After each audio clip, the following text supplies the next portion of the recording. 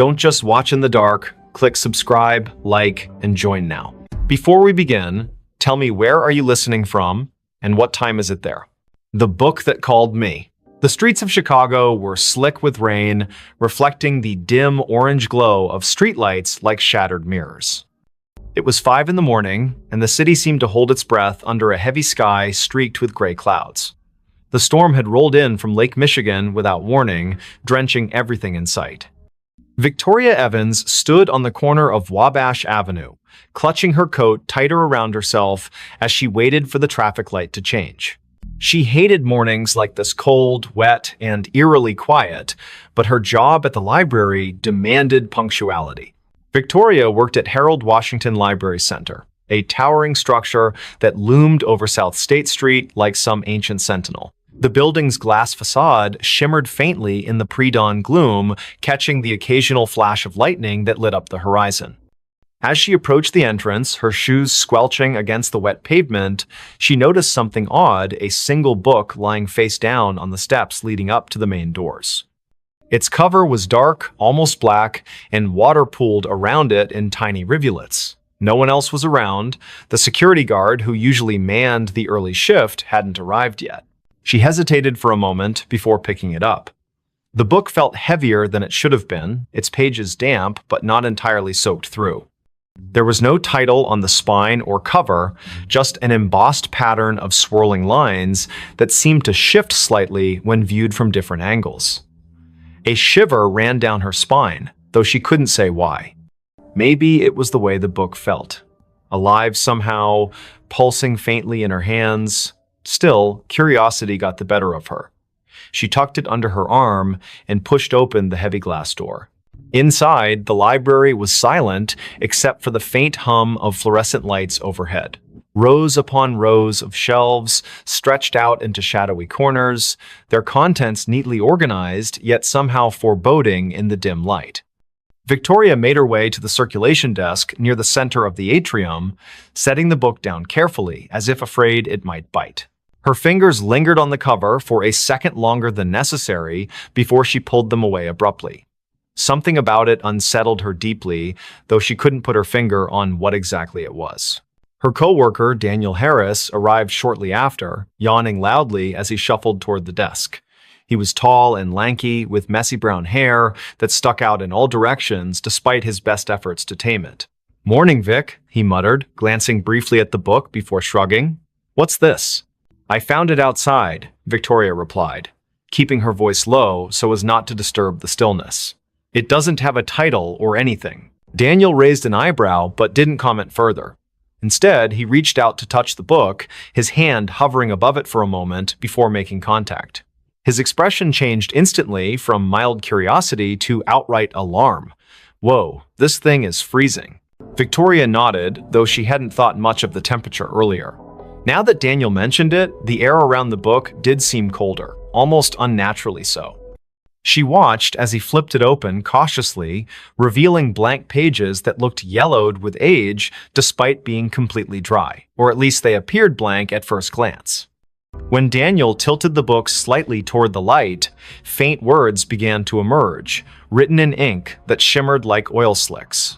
They weren't English or any language Victoria recognized, but the shapes twisted and writhed across the page as if trying to escape the confines of the paper. "This is messed up," Daniel whispered, snapping the book shut quickly. He glanced around nervously, as if expecting someone or something to appear from the shadows. "We should probably report this to management." But Victoria shook her head firmly. "Not yet. Let me look at it again." She wasn't sure why, but the book called to her in a way she couldn't explain. It wasn't just curiosity anymore, it was compulsion, a gnawing need to understand what lay within those shifting symbols. Reluctantly, Daniel handed it back to her, muttering something about coffee before disappearing into the staff lounge. Alone now, Victoria opened the book once more. This time, the sensation was stronger, the weight of unseen eyes watching her every move. The text seemed clearer too, forming jagged patterns that pulsed rhythmically, almost like a heartbeat. Without realizing it, she leaned closer, her nose nearly brushing the surface of the page. And then she heard it, a whisper, soft and insidious, threading itself into her thoughts. It wasn't audible in the traditional sense, more like a memory surfacing unbidden.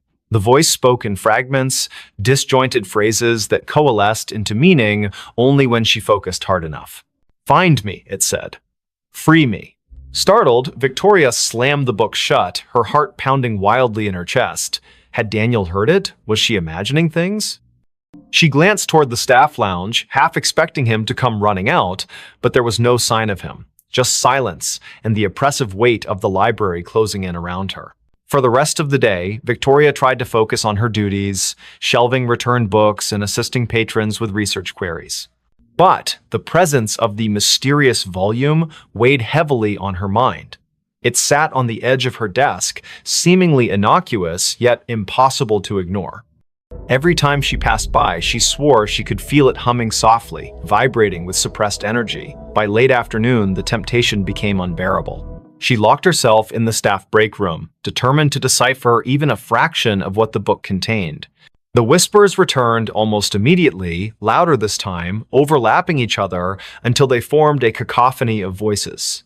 Some pleaded for help, others screamed in agony, while a few laughed maniacally. Victoria pressed her palms against her ears, shaking her head violently to block them out. But the sound wasn't external, it came from inside her own skull, burrowing deeper with each passing second. Tears streamed down her face as she forced herself to concentrate, tracing the intricate patterns on the page with trembling fingers. Slowly, painstakingly, the symbols began to rearrange themselves, forming words she could finally understand. "They seek you," the text read. "They hunger." Before she could process what it meant, the lights flickered violently, plunging the room into darkness.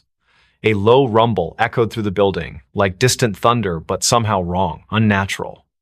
Victoria scrambled to her feet, clutching the book tightly as she fumbled for the doorknob. When she stepped back into the main hall, the atmosphere had shifted dramatically. Shadows danced along the walls where none should exist, twisting and contorting into grotesque shapes. The air smelled metallic, tinged with decay. And worst of all, the silence was gone, replaced by faint scratching sounds, like claws dragging across wood. "Daniel?" she called out, her voice cracking with fear. No response. Panic rising, she moved toward the circulation desk, hoping to find some semblance of safety there. But as she rounded the corner, she froze. The shelves lining the aisles were no longer filled with books, they were empty, hollow husks stretching endlessly into the gloom. Where had everything gone? What was happening? A sudden movement caught her eye, a figure darting between the rows ahead. It was small, hunched over, moving with jerky, unnatural motions. Victoria backed away instinctively, clutching the book to her chest like a shield. The figure stopped abruptly, turning to face her. Its head tilted sideways, impossibly far, joints cracking audibly. Then it lunged. She screamed, stumbling backward as the creature skittered forward on all fours, its limbs elongated and spider-like. Its face, if it could be called that, was featureless save for a gaping maw lined with needle-sharp teeth. The thing moved faster than she thought possible, closing the distance between them in seconds. Just as it leapt toward her, Victoria threw the book at it in desperation. The impact sent it sprawling, screeching in pain as smoke rose from where the tome had struck its body.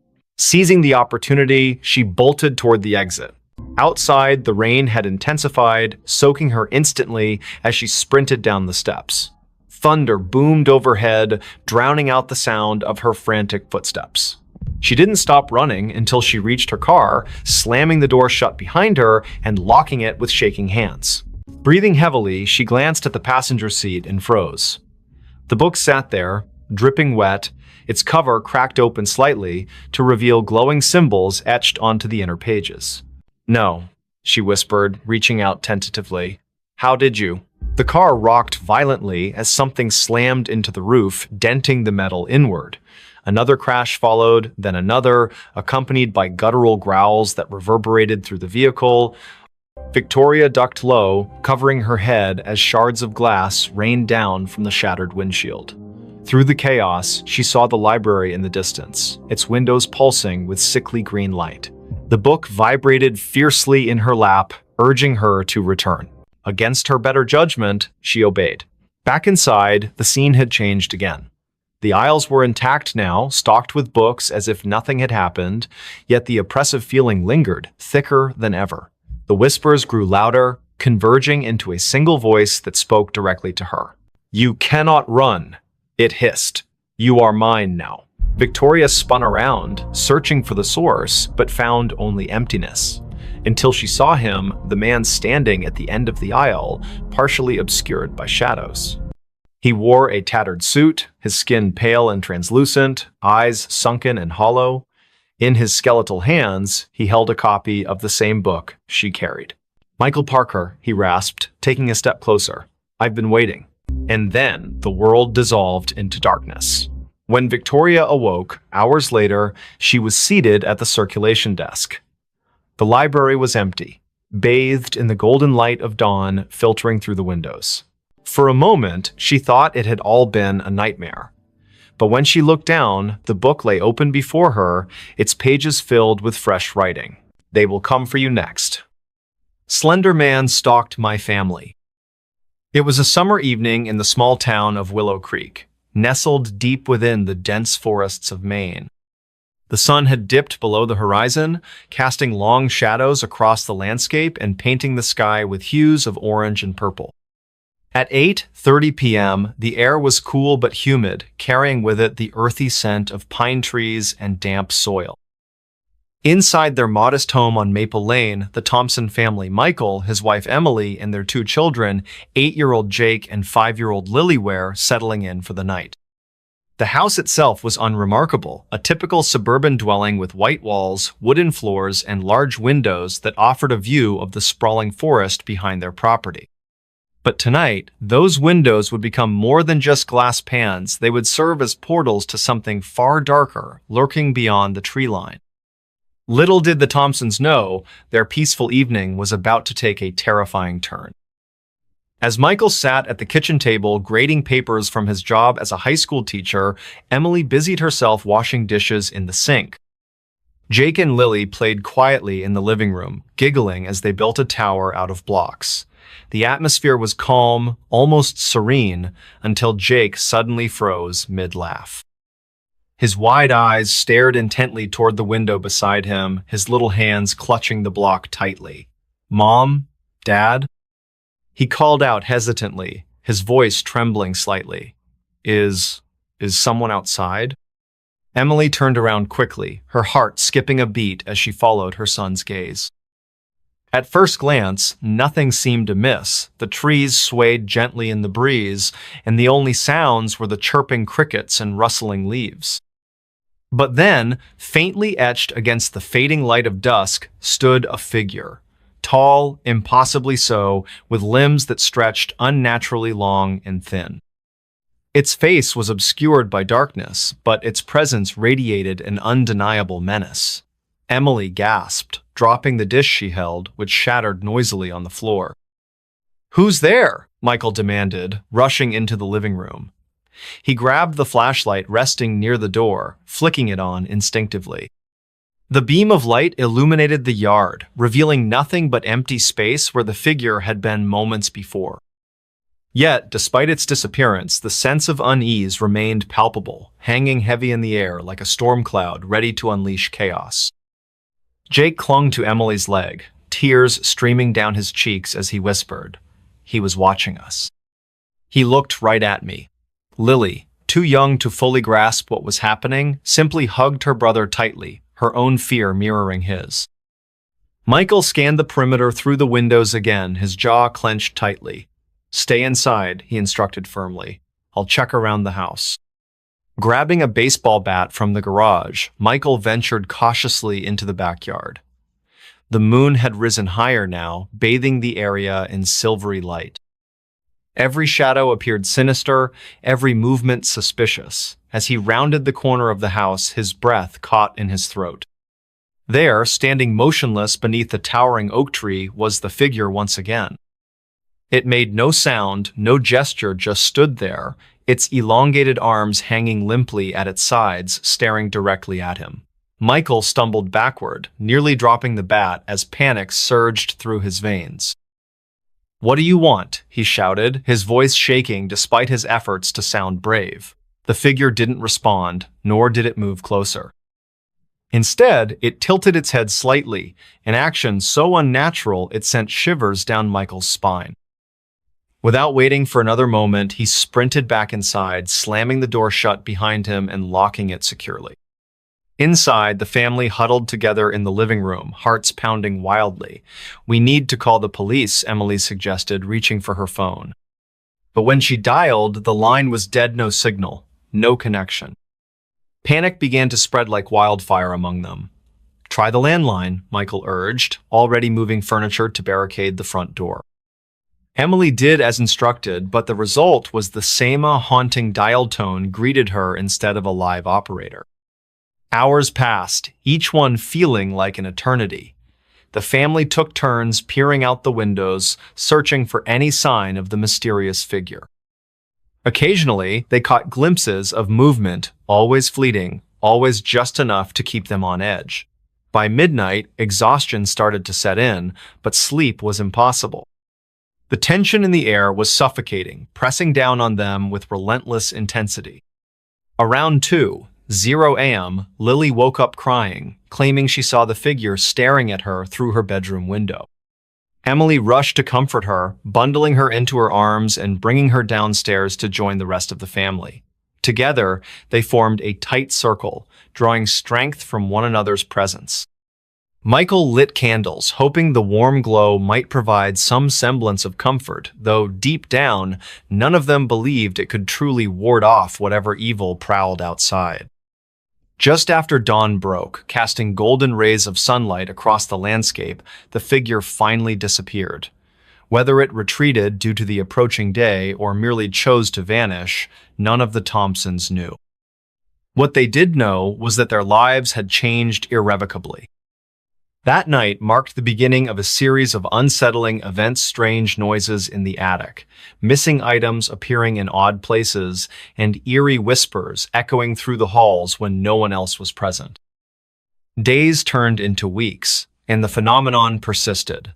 Desperate for answers, the Thompsons sought help from local authorities, paranormal investigators, and even religious leaders. Some dismissed their claims as mere imagination or stress-induced hallucinations, while others listened intently, recognizing patterns similar to cases documented throughout history involving entities known colloquially as Slender Man. Despite their skepticism, all agreed on one thing: the family needed to leave Willow Creek immediately.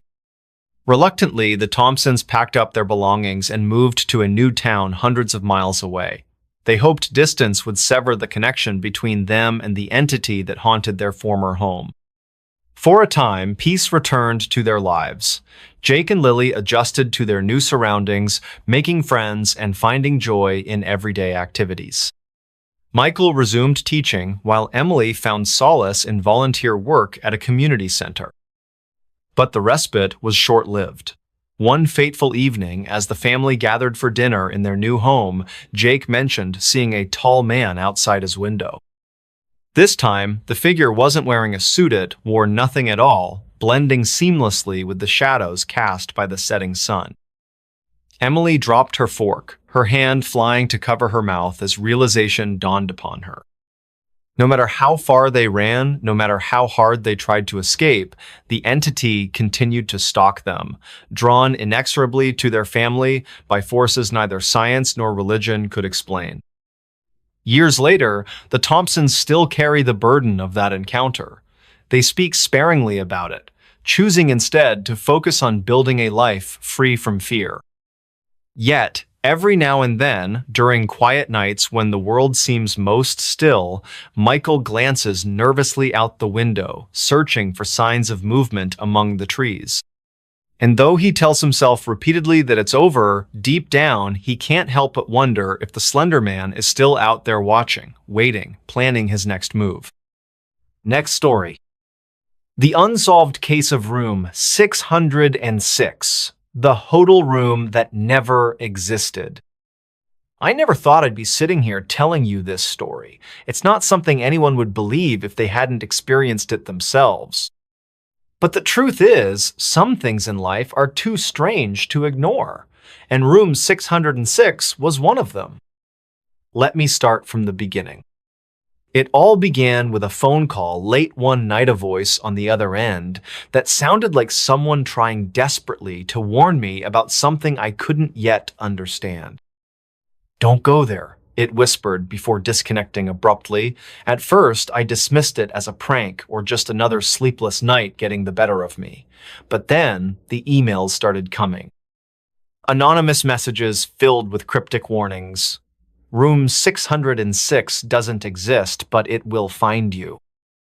The more I tried to ignore them, the louder they became. And eventually, curiosity got the better of me. You see, I'm a journalist by trade, and stories like these are my bread and butter. Urban legends, unsolved mysteries, they're what keep me up at night, both figuratively and literally. So when I stumbled across an article online about a hotel called the Grand Elysian, nestled deep in the heart of a small town no one had ever heard of, I knew I had to investigate further.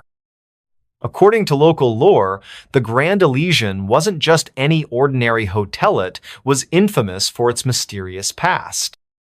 Guests reported hearing whispers through the walls, feeling cold spots where none should exist, and even seeing shadows moving in places they shouldn't. But what intrigued me most was the legend surrounding room 606. Some said it didn't exist at all, that it had been sealed off decades ago after a series of disappearances left investigators baffled. Others claimed it still existed, hidden away behind locked doors, waiting for those foolish enough to seek it out. And so, armed with nothing but my notebook, a flashlight, and a healthy dose of skepticism, I booked myself a room at the Grand Elysian. Little did I know how much that decision would change my life forever. When I arrived, the hotel looked every bit as eerie as the stories suggested. Its towering facade loomed over the street, its windows dark, except for a few scattered lights flickering faintly in the distance. The air smelled faintly of mildew and old wood, and the heavy oak doors creaked ominously as I pushed them open. A bell rang somewhere inside, echoing down the long corridors beyond. At the front desk sat an elderly man whose eyes seemed to pierce right through me. He introduced himself simply as Mr. Grayson, though his name tag bore no such title. His fingers trembled slightly as he handed me my keycard, and his voice carried a weight that made me feel uneasy. "You're staying in room 412, he said without looking up. "Fourth floor. Elevators around the corner." I nodded, thanking him politely, though his demeanor left me unsettled. As I turned to leave, I noticed a peculiar gap between two panels on the wall behind him. For a moment, I thought I saw a movementous shadow darting into the darkness, but when I blinked, it was gone. The elevator ride up felt longer than it should have. Each ding announcing our arrival at a new floor sent shivers down my spine. By the time I reached the fourth floor, the hallway stretched out before me like a labyrinth, its carpet worn thin and stained in places. The lighting flickered erratically, casting odd shapes against the peeling wallpaper. Somewhere in the distance, I could hear faint footsteps, though I was clearly alone. My room was exactly as described. Sparse furnishings, outdated decor, and a window offering a view of nothing but brick walls. Yet despite its unremarkable appearance, something about the space made me uncomfortable. The silence pressed heavily on my ears, and I swore I could feel eyes watching me from outside. That evening, I decided to explore the hotel further. After all, I hadn't come here just to sit in my room. Armed with my notebook, I wandered aimlessly through the corridors, taking note of their peculiarities. Hallways twisted and turned in ways that defied logic, leading me back to places I'd already been. Doors appeared where none had existed moments before, only to vanish again once I approached.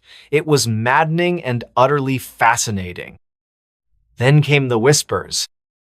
At first, I thought they were coming from within my own mind, echoes of paranoia brought on by the oppressive atmosphere. But soon, I realized they weren't imagined. They were real soft murmurs drifting through the vents, voices speaking languages I couldn't recognize. My heart raced as I followed the sound, drawn deeper into the bowels of the building. And then, I found it. Room 606. The door stood at the end of a particularly narrow corridor, its number etched into the metal frame in faded gold letters. It looked out of place among the other rooms, almost as though it didn't belong. Yet there it was, staring back at me like a silent sentinel guarding secrets best left buried. For a moment, I hesitated. Every instinct screamed at me to turn back, to walk away while I still could. But curiosity, or perhaps fate, compelled me forward. With trembling hands, I reached for the doorknob, turning it slowly. The lock clicked open with a sound that echoed unnaturally loud in the empty hall. Inside, the world shifted. Room 606 defied explanation.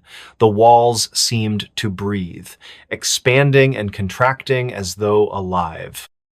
Shadows danced across the floor in patterns that made no sense, and the furniture appeared to rearrange itself whenever I glanced away. Objects from different eras cluttered the space, a rotary phone sitting next to a modern laptop, antique vases standing beside plastic cups. Time itself felt distorted here, stretching and compressing until I couldn't tell whether minutes or hours had passed. But worst of all were the faces. In the mirrors lining the walls, reflections stared back at men o' my own, but those of strangers, men, women, children, all frozen in expressions of terror. Their lips moved silently, forming words I couldn't quite catch. And then, slowly, they began to speak. "Help us." Their voices overlapped, creating a cacophony of pleas and warnings. My head throbbed painfully as I backed away, desperate to escape, but the door was gone. Where it had once stood now lay only a blank wall, smooth and impenetrable. Panic set in as I realized I was trapped. Hours or maybe days passed in that room, or perhaps no time at all. I lost count, unable to distinguish reality from nightmare. The whispers grew louder, more insistent, until they consumed everything. Memories surfaced unbidden, scenes from my past replaying endlessly in vivid detail, each recollection cut deeper than the last, unraveling threads of guilt and regret I thought long buried. And then, just as suddenly as it had begun, it ended. The room dissolved around me, replaced by the familiar sight of the hotel hallway.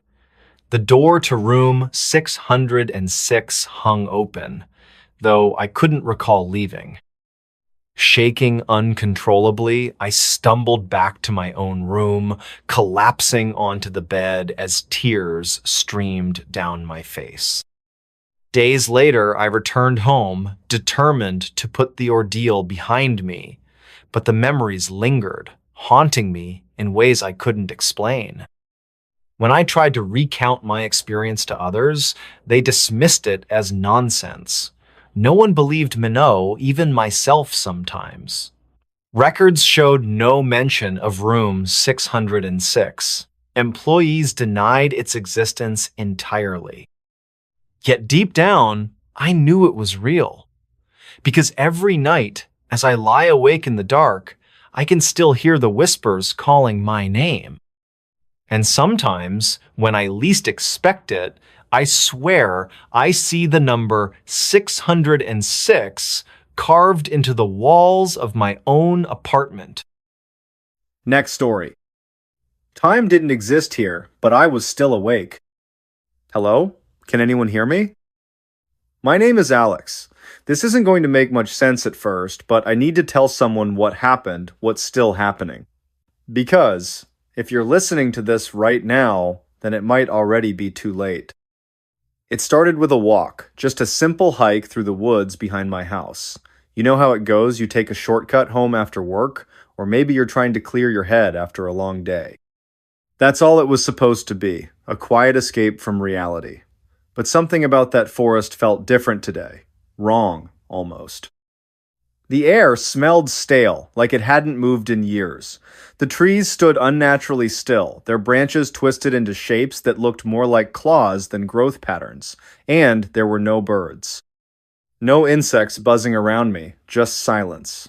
Thick, heavy silence. I should have turned back when I noticed the first sign, but who could have guessed? Let me rewind for a moment and explain exactly where everything went sideways. So here's the thing about forests, they all look the same at first glance. Tall trunks, dense canopies, patches of sunlight filtering down through gaps above. It's easy to think you're heading somewhere familiar until you realize you're not. I stumbled upon a trail I'd never seen before, or at least I don't remember seeing it. It wasn't marked on any maps I'd ever studied, and yet there it was, a narrow dirt path winding deeper into the woods, lined with moss-covered stones. My curiosity got the better of me, as it always does. Before I knew it, I was following the trail farther and farther away from civilization. At first, nothing seemed unusual. The sun cast golden beams across the forest floor, dappling the ground with light. Birds chirped softly in the distance. Everything appeared normal, almost peaceful. But then, things began to shift. The light stopped moving. Wait. Let me clarify, that doesn't mean the forest grew darker. Quite the opposite, actually. The sunlight stayed fixed in place, hovering over the exact same spot on the ground, hour after hour. At least, that's what it felt like. Hours passed or so, I thought, but the shadows refused to budge. They remained frozen, trapped in time itself. That's when I checked my phone and found out it wasn't working. No signal, no GPS, not even the clock worked properly. The screen flickered, showing random times jumping forward and backward without rhyme or reason. 1 minute it said 3:47 p.m., the next 12:02 a.m. Then it froze entirely, stuck on 6:18 p.m. 16:18. Forever. Panic bubbled up inside me, but I forced myself to stay calm. Maybe it was just interference from the trees. Maybe I needed to climb higher to get reception. So I kept walking, hoping the trail would lead somewhere recognizable. Instead, it led me straight into the heart of madness. After what felt like hours or maybe minutes, I emerged onto a clearing unlike anything I'd ever seen. It was eerily beautiful, yet utterly unnatural. In the center stood an old clock tower, its hands frozen mid-strike. Around it lay remnants of a forgotten village, crumbling houses, rusted cars, abandoned playgrounds. All of them untouched by decay as though preserved in amber. Yet no one lived here anymore, not a single soul stirred among the ruins. Only echoes lingered in the air-faint murmurs of laughter, crying children, distant conversations that faded before I could understand them, voices out of sync with reality. I called out, "Hello?" Nothing responded except my own voice bouncing off the dead walls. As I explored further, I realized the truth. Time had stopped completely in this place. Every object, every structure, every shadow remained exactly as it had been when the world outside moved on. Watches hung from wrists, their hands locked forever at odd angles. Pendulums swung endlessly within broken clocks, never completing their arcs. Even the clouds above appeared suspended mid-drift, their edges sharp and unmoving. And yet, I could move, I could breathe, I could think. How was that possible? That question haunted me as I wandered aimlessly through the ghost town. Why was I unaffected while everything else stood still? What made me special, or was I cursed? It didn't take long for the horrors to reveal themselves. At first, they were subtle, almost imperceptible, a glimpse of movement in the corner of my eye, a fleeting shadow darting between buildings. When I turned to investigate, nothing was there. Just empty streets and lifeless windows staring back at me. But then came the voices. Whispered fragments of sentences drifted toward me, overlapping and twisting into gibberish. Help. Please. You shouldn't be here. Each word sent chills down my spine, though none of them sounded human. More like echoes from another dimension, distorted beyond comprehension. Then came the figures. They weren't Pioplinot exactly. They were silhouettes etched into the fabric of reality, standing motionless in doorways, leaning against lampposts, crouching beneath staircases. Their forms shifted whenever I tried to focus on them, blurring into indistinct blobs of darkness, yet somehow I knew they were watching me. Watching and waiting. One nighter, what I assumed was night, I saw something truly terrifying. A man sat on a park bench near the fountain, his posture stiff and unnatural. His face was hidden beneath the brim of a wide hat, but his eyes gleamed with an otherworldly light. He stared straight at me, unmoving, unblinking. As I approached, he tilted his head slightly, revealing a mouth full of jagged teeth. Before I could scream, he vanished. Or maybe he didn't vanish. Maybe he simply became part of the background, blending seamlessly into the frozen tableau surrounding me. Either way, I couldn't shake the feeling that he and whatever else lurked here wasn't real. Not in the way I understood reality anyway. Days turned into weeks, or perhaps months. Without a functioning clock, it was impossible to tell. Time lost all meaning in this place. Hunger and thirst ceased to bother me. Sleep became unnecessary. My body adapted, or rather, it deteriorated. Slowly but surely, I began to lose pieces of myself. Memories faded. Faces blurred. Emotions dulled. The only constant was the creeping sensation of being watched. Always watched. Desperation drove me to try escaping over and over again. I retraced my steps along the trail that brought me here, only to find it looping back onto itself. Doors opened into brick walls. Windows showed reflections of places I'd never been. Maps crumbled to dust in my hands. Compasses spun wildly, refusing to point north. Eventually, I gave up trying to leave. There was nowhere to go, no one to save me. That's when the hallucinations started. At first, they were mild just flashes of color or strange smells wafting through the air. Then came the sounds, footsteps trailing behind me, doors creaking open, whispers growing louder in my ear. Finally, the visions arrived. People materialized out of thin air, reaching for me with clawed hands. Buildings twisted and warped, melting into grotesque caricatures of themselves. Trees sprouted faces, grinning malevolently as I passed. Was I losing my mind, or was this place feeding off my fears, manifesting them into tangible nightmares? One day, or maybe it was the same day, repeating endlessly, I stumbled upon a journal tucked inside a dusty bookshelf in one of the abandoned houses. Its pages were yellowed and brittle, filled with frantic scribbles detailing experiences identical to mine.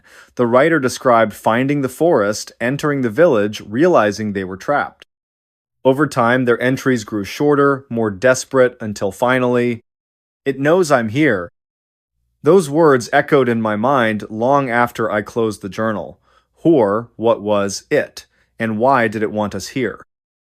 The answer hit me later, during another endless loop through the village.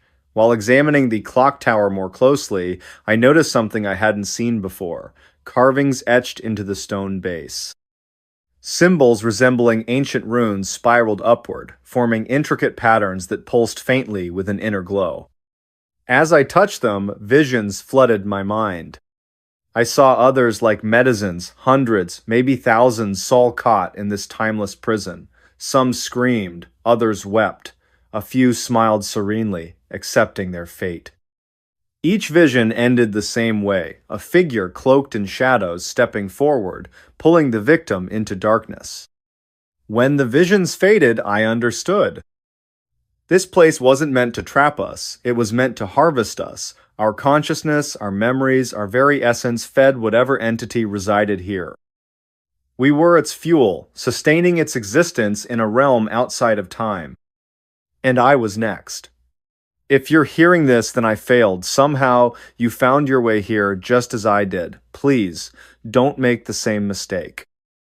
Find a way out. Leave immediately. Don't let it see you. Whatever you do, don't touch the symbols on the clock tower. I wish I could warn you more, but my time is running out, or rather, it's stopping altogether. The shadows are closing in. I can feel them dragging me under, pulling me apart piece by piece.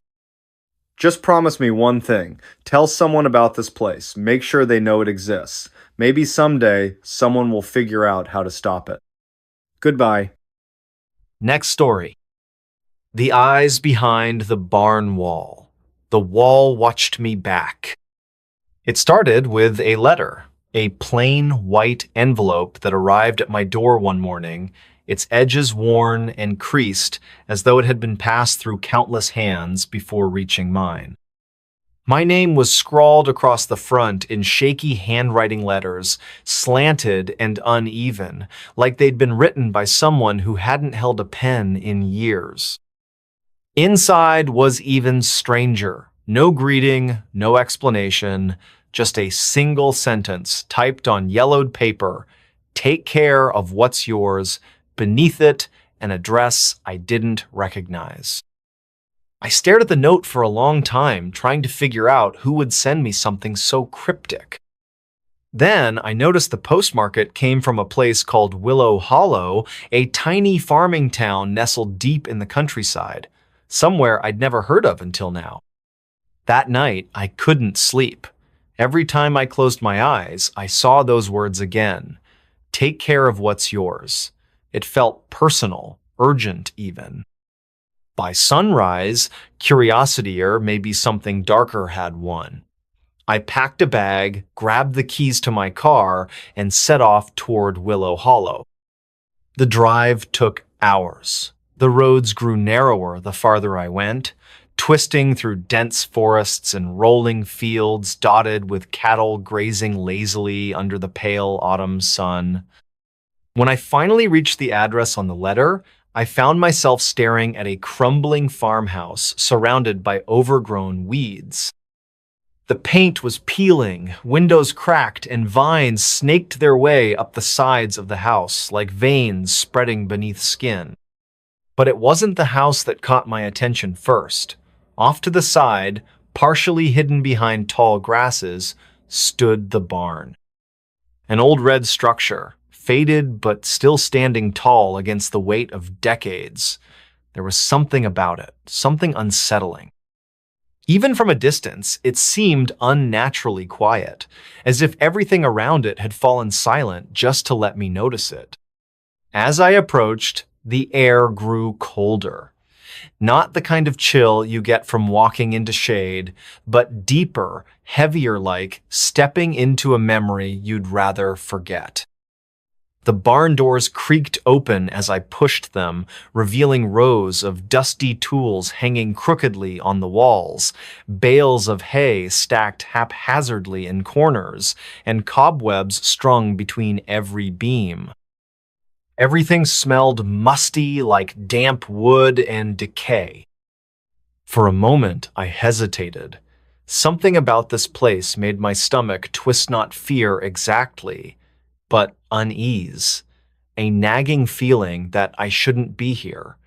But then I remembered the letter. Whatever this was, it belonged to me now, and so I stepped inside. At first, nothing seemed unusual, just another abandoned barn, left to rot while the rest of the world moved on. But as I wandered further, inspecting each corner, I began to notice things. Small details that should have been ordinary, but weren't.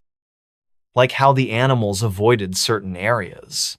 Outside, birds chirped and squirrels darted among the trees, but near the barn, they vanished. Even flies stayed away, leaving patches of dead silence scattered throughout the interior, or how some of the tools looked almost wrong. Rust formed faster on certain pieces, eating away at metal until it crumbled beneath your touch. Others were perfectly preserved, gleaming despite years of neglect. And then there was the wall. It was located near the back, opposite the main entrance. At first glance, it looked like any other part of the barn roof hewn planks nailed together, patched with newer wood where sections had rotted away. But when I stood close enough, I could feel it. A faint vibration, barely noticeable unless you were paying attention, like the wall itself was breathing or watching. I told myself I was being ridiculous. Old buildings settle, boards shift, wind whistles through cracks, it's all normal. Still, I couldn't shake the sensation that something was waiting behind that wall, watching me, waiting for me to turn around. Locals warned me about places like this. In the few days I spent exploring the property, I met several townsfolk who stopped by to introduce themselves or offer advice. Most spoke in hushed tones, glancing nervously at the barn whenever they mentioned it. "That barn was never right," said Mrs. Hargrove, a wiry woman with sharp eyes and a permanent frown. "People used to say strange things happened out there. Animals going missing, tools disappearing overnight. Best leave it alone if you ask me." Another man, Mr. Finch, nodded solemnly when I asked about the property. "I'd board it up if I were you," he muttered, avoiding eye contact. "Some places aren't meant to be fixed." Their warnings only fueled my curiosity. What could possibly make people so uneasy? Was it superstition or something more? It happened late one evening. I'd been working on clearing debris from the barn, hoping to salvage whatever materials I could find. As I leaned against the wall near the back, taking a break, I noticed something odd. One of the planks had shifted slightly, creating a thin crack in the wood. Through it, I could see darkness of void beyond the usual shadows cast by fading light. And then I saw them. Eyes. Two of them, glowing faintly in the gloom. Too large, too dark, and completely unnatural. They stared back at me, unblinking, as if daring me to look away. For a heartbeat, I froze, unable to move or speak. Then instinct kicked in, and I stumbled backward, nearly tripping over a pile of hay. When I turned back, the eyes were gone. The plank had slid back into place, sealing the gap once more. But I knew what I'd seen, knew it down to my bones. That night, I lay awake in the farmhouse, replaying the scene over and over in my mind. Maybe it was just Tricaria reflection of moonlight, or perhaps my imagination running wild after hearing all those stories. But deep down, I knew better. Those eyes hadn't been human. They hadn't been alive. From that point on, paranoia became my constant companion. Everywhere I went, I felt watched. Shadows stretched longer than they should have, whispers echoed through empty rooms, and sometimes I swore I could hear faint scratching sounds coming from the walls themselves. Each day brought new discoveries. Drawings carved into the barn, beam-screwed depictions of eyes, faces, figures twisted into impossible shapes. Splinters embedded in my skin without explanation, appearing randomly on my arms or legs as though the wood itself had reached out to mark me. Once, I woke up to find claw-like marks etched into the floorboards of the farmhouse, leading directly to the barn door. No matter how hard I tried to ignore it, the pull remained. That wall, Those eyes. They haunted me, calling me back like a siren song luring sailors to their doom. Eventually, I gave in. Armed with a crowbar, I returned to the barn determined to uncover the truth. If something was hiding behind that wall, I needed to face it head on. With trembling hands, I pried loose the plank where I'd seen the eyes. Wood splintered and groaned as it came free, revealing a narrow opening. Nothing, just darkness. No eyes this time, no movement, no sound. Only stale air that tasted metallic, like blood. I reached inside cautiously, half expecting to feel something grab me. Instead, my fingers brushed against rough stone. Beyond the wood paneling lay another layeran inner wall constructed of jagged rocks mortared together haphazardly. Puzzled, I examined it closer. This wasn't part of the original structure. It had been added later, deliberately concealing whatever lay beyond. Determined to dig deeper, I worked tirelessly, removing plank after plank until the entire section of the wall was exposed. Layer upon layer revealed itself, each one older and more decrepit than the last. Modern wood gave way to ancient timber, which in turn led to stone, then dirt, then something else. Beneath the final layer, I uncovered a cavity filled with blackness, so absolute it seemed to swallow the light around it, and within that void, the eyes reappeared. Larger now, closer, pressing against the barrier as though testing its strength.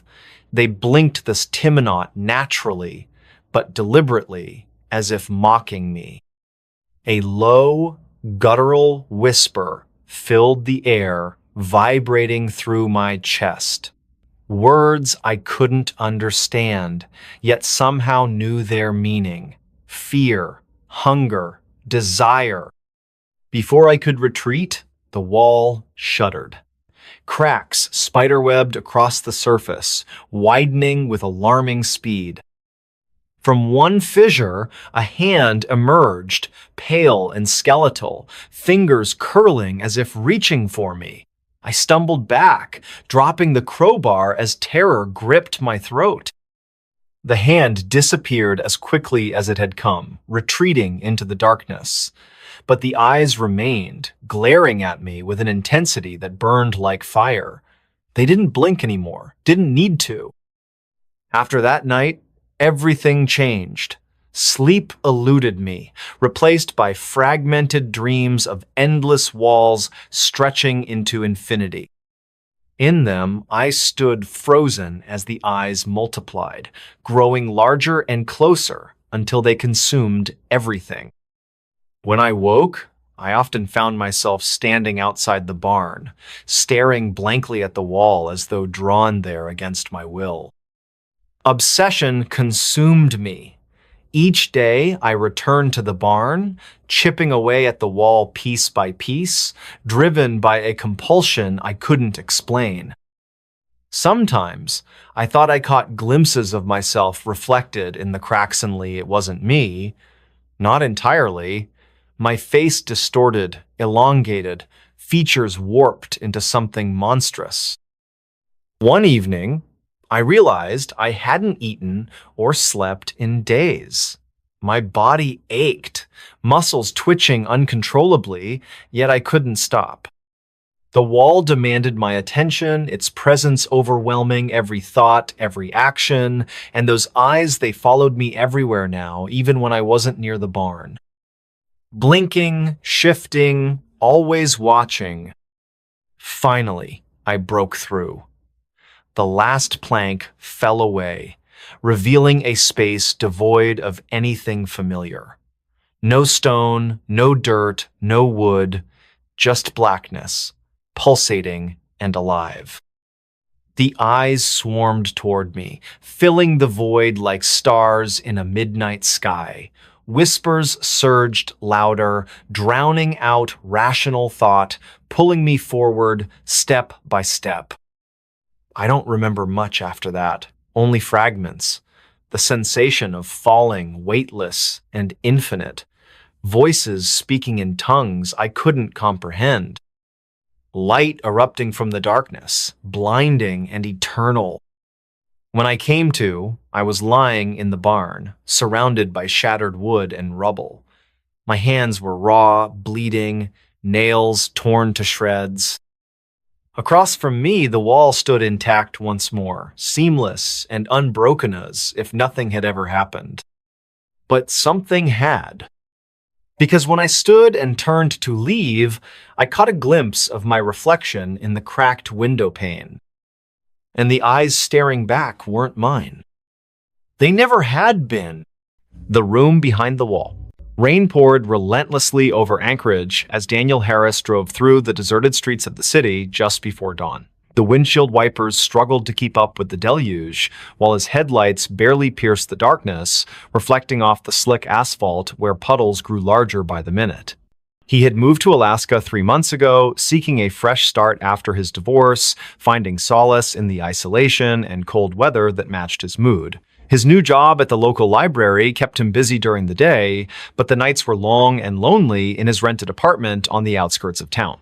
Daniel gripped the steering wheel tighter as he turned onto his street, noticing something unusual about his building. The third-floor window of his apartment was illuminated, though he distinctly remembered turning off all the lights before leaving for his early morning drive. A chill ran down his spine that had nothing to do with the Alaskan spring air seeping through the car's vents. He parked and sat for a moment, watching the rain streak down his windshield while debating whether to call the police or investigate himself. The rational part of his mind told him it was probably just a blown fuse or faulty wiring, but something about the yellow glow emanating from behind the curtains felt wrong. As he stepped out of the car, the cold rain immediately soaked through his jacket, and he could feel the water pooling in his shoes. The street was eerily silent except for the sound of rain hitting every available surface. No other cars passed by, no neighbors peeked out their windows. It was as if the entire neighborhood had been abandoned except for him and whatever waited inside his apartment. Reaching his door, he hesitated before inserting the key. The lock turned smoothly, too smoothly, as if someone had recently oiled it. Pushing the door open slowly, he called out, "Hello?" Though his voice barely rose above a whisper.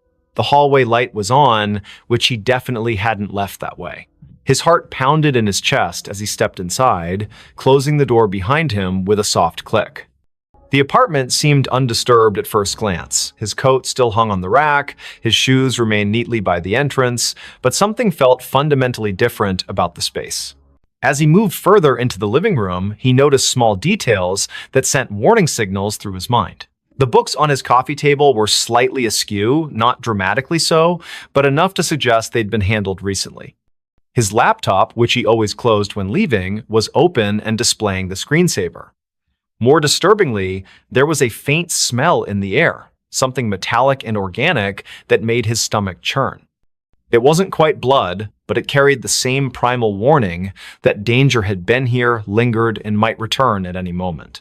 The bedroom door was ajar, and against his better judgment, Daniel pushed it open wider.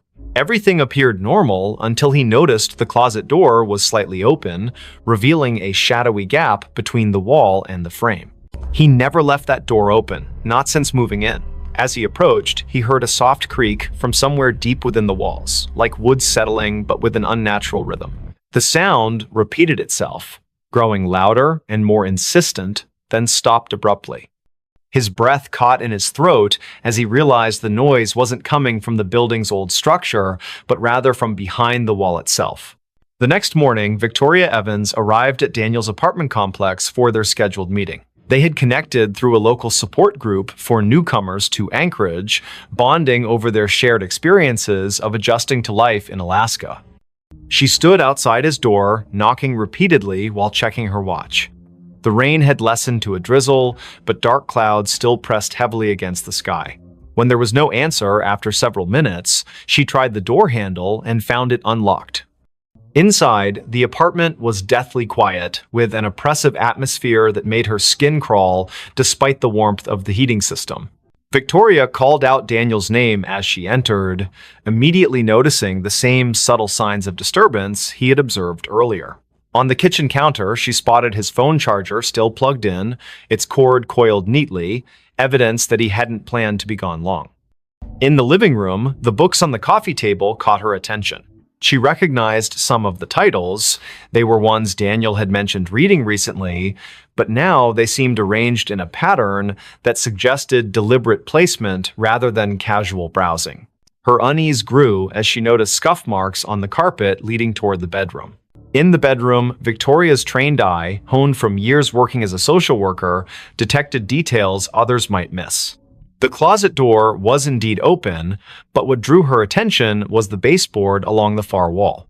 There were fresh scratches marring the paint, and when she knelt to examine them closer, she discovered tiny fragments of plaster embedded in the carpet. Standing up, she pressed her palm against the wall and felt it give slightly, accompanied by a soft crunching sound. Her heart raced as she realized this section of the wall was thinner than it should be, as if something lay hidden behind it. Michael Parker, the building's maintenance supervisor, arrived shortly after Victoria's call. A grizzled man in his late 50s with decades of experience in construction and property management, he listened intently as she explained her findings. His expression grew increasingly grave as he examined the wall, running his fingers along the edges of the baseboard. Without saying a word, he fetched tools from his maintenance cart and began carefully removing sections of the wall paneling. The drywall came away easily, almost too easily, revealing a narrow cavity behind. What they discovered in the hidden space defied immediate comprehension. Packed tightly within the cavity were dozens of small objects wrapped in yellowed newspaper, each bundle tied with twine. The air that escaped as Michael opened the first package carried the same metallic smell Victoria had detected earlier. Inside was a collection of personal items, a child's necklace, a set of house keys, a driver's license belonging to someone named Sarah Mitchell. Each successive package contained similar artifacts, all meticulously preserved, but clearly taken from different individuals over many years. The realization hit them simultaneously. They had uncovered evidence of something far more sinister than either had imagined possible. The discovery triggered a chain reaction of events that consumed the lives of everyone involved. Local authorities descended upon the building, forcing residents to evacuate, while forensic teams worked around the clock. Victoria found herself unable to leave, drawn back daily to witness the investigation unfold. She learned that the building had been constructed in the 1920s and had changed hands numerous times throughout its history. Previous tenants had reported strange occurrences, sounds behind walls, unexplained shadows, sudden temperature drops, but these complaints had always been dismissed as typical of older buildings. What no one had suspected was that someone had been using the building's hidden spaces as a repository for stolen memories. As detectives cataloged the items, patterns emerged that chilled even the most seasoned investigators. Many of the victims had disappeared without a trace, their cases eventually classified as cold files. Some had vanished decades ago, while others were more recent. The oldest item dated back to 1947, a silver locket containing a photograph of two young girls, while the newest was a smartphone manufactured only 3 years prior. The collection spanned generations, suggesting that whoever had been operating behind these walls had maintained their activities for nearly 75 years. The implications were staggering and raised questions about how such systematic predation could have gone unnoticed for so long. Daniel's disappearance added another layer of complexity to the case. Security footage from the building's lobby showed him returning home the previous night, but never leaving again. His car remained parked outside, and his personal belongings were still in the apartment. The only clue was a set of muddy footprints leading from his bedroom to the hidden cavity in the wall, prints that matched his shoe size exactly. Investigators theorized that he might have stumbled upon the collector in the act and become another victim, but without physical evidence, they couldn't confirm this theory. Victoria became obsessed with understanding the pattern behind the disappearances. She spent hours poring over police reports, cross-referencing dates and locations with historical weather data. A disturbing trend emerged. Nearly all the abductions had occurred during heavy rainstorms, particularly in spring when the days were shortest and visibility poorest. The timing suggested premeditation and intimate knowledge of both the building's layout and the routines of its occupants. Whoever had been collecting these artifacts understood human behavior well enough to predict when people would be most vulnerable. The building itself seemed to become more active as the investigation progressed. Residents who had lived there for years reported hearing strange noises at night, thumps and scrapes that echoed through the walls. The heating system developed inexplicable malfunctions, causing rooms to alternate between freezing and sweltering temperatures. Maintenance workers refused to enter certain areas alone, claiming they felt watched even when no one else was present. Most disturbingly, several people reported seeing fleeting shadows move across walls where no source of light could account for them. Forensic examination of the hidden cavity revealed additional horrors.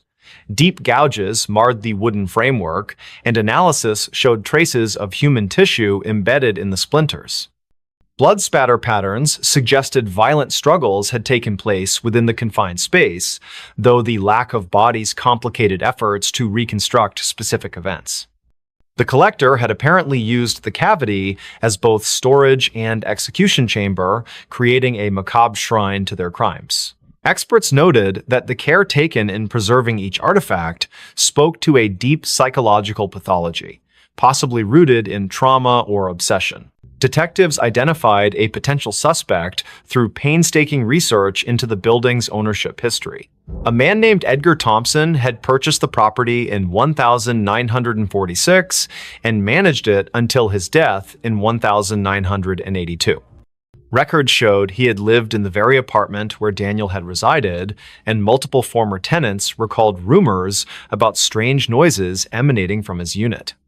However, Thompson's involvement raised more questions than answers, given that items continued to appear in the cavity long after his passing. This suggested either complicity from subsequent owners or that someone else had taken up his dark legacy.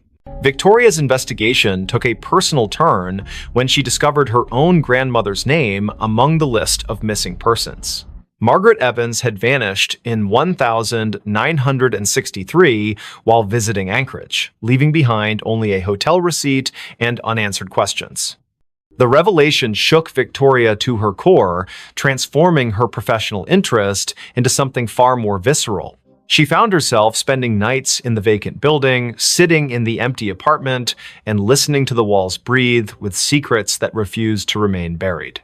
Spring gave way to summer, but the rain continued to fall in Anchorage, as if nature itself mourned the atrocities uncovered in the old building. The investigation expanded beyond municipal boundaries as connections emerged between missing persons cases across Alaska.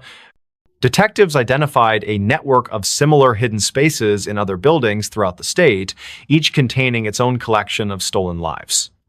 The scale of the operation suggested coordination among multiple individuals, raising the possibility that what had begun as one man's obsession had evolved into something far more organized and dangerous. One night, while Victoria sat alone in the apartment, she heard a sound that froze her blood.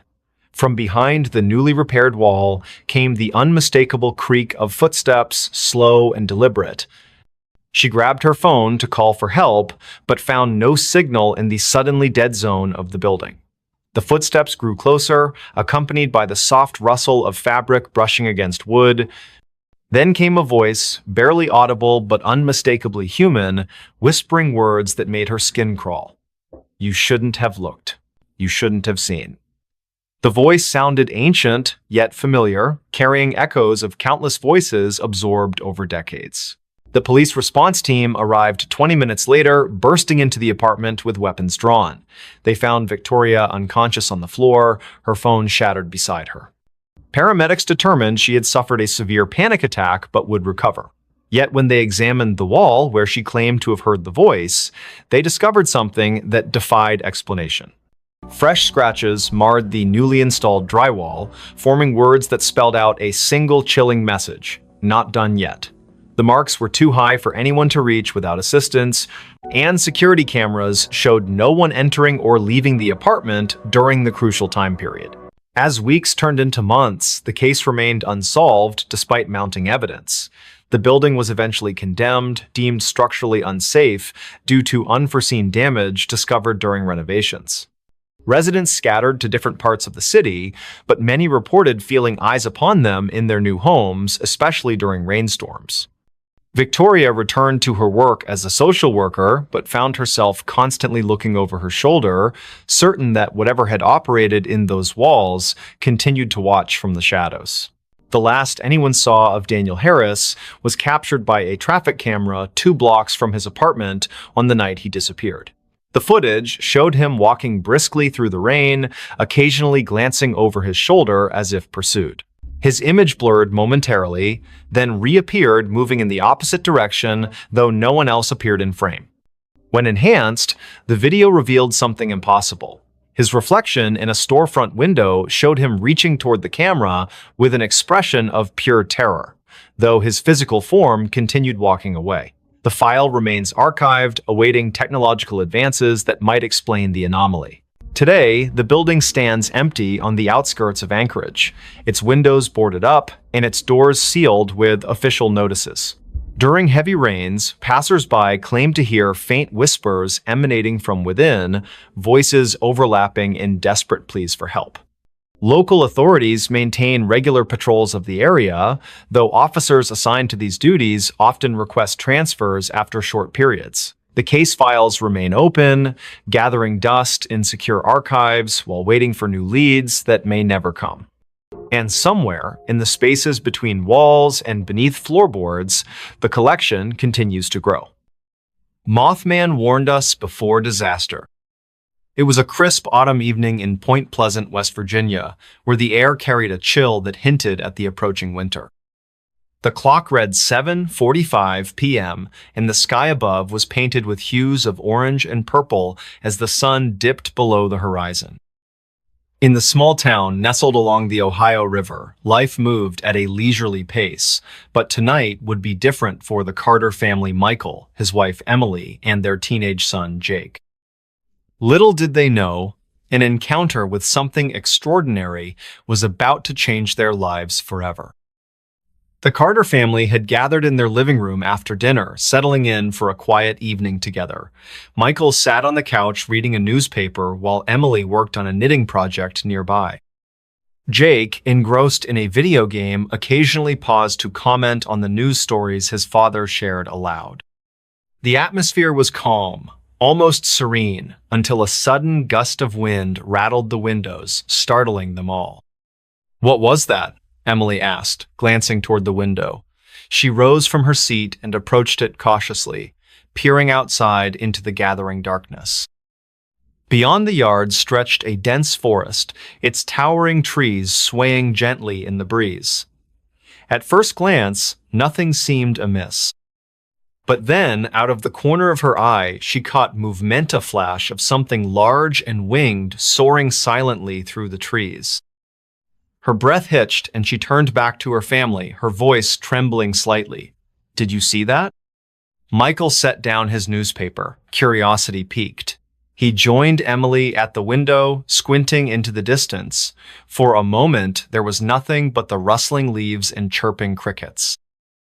Then, without warning, the creature reappeared, a massive figure with wings spanning at least 10 feet, its glowing red eyes piercing through the shadows like twin beacons.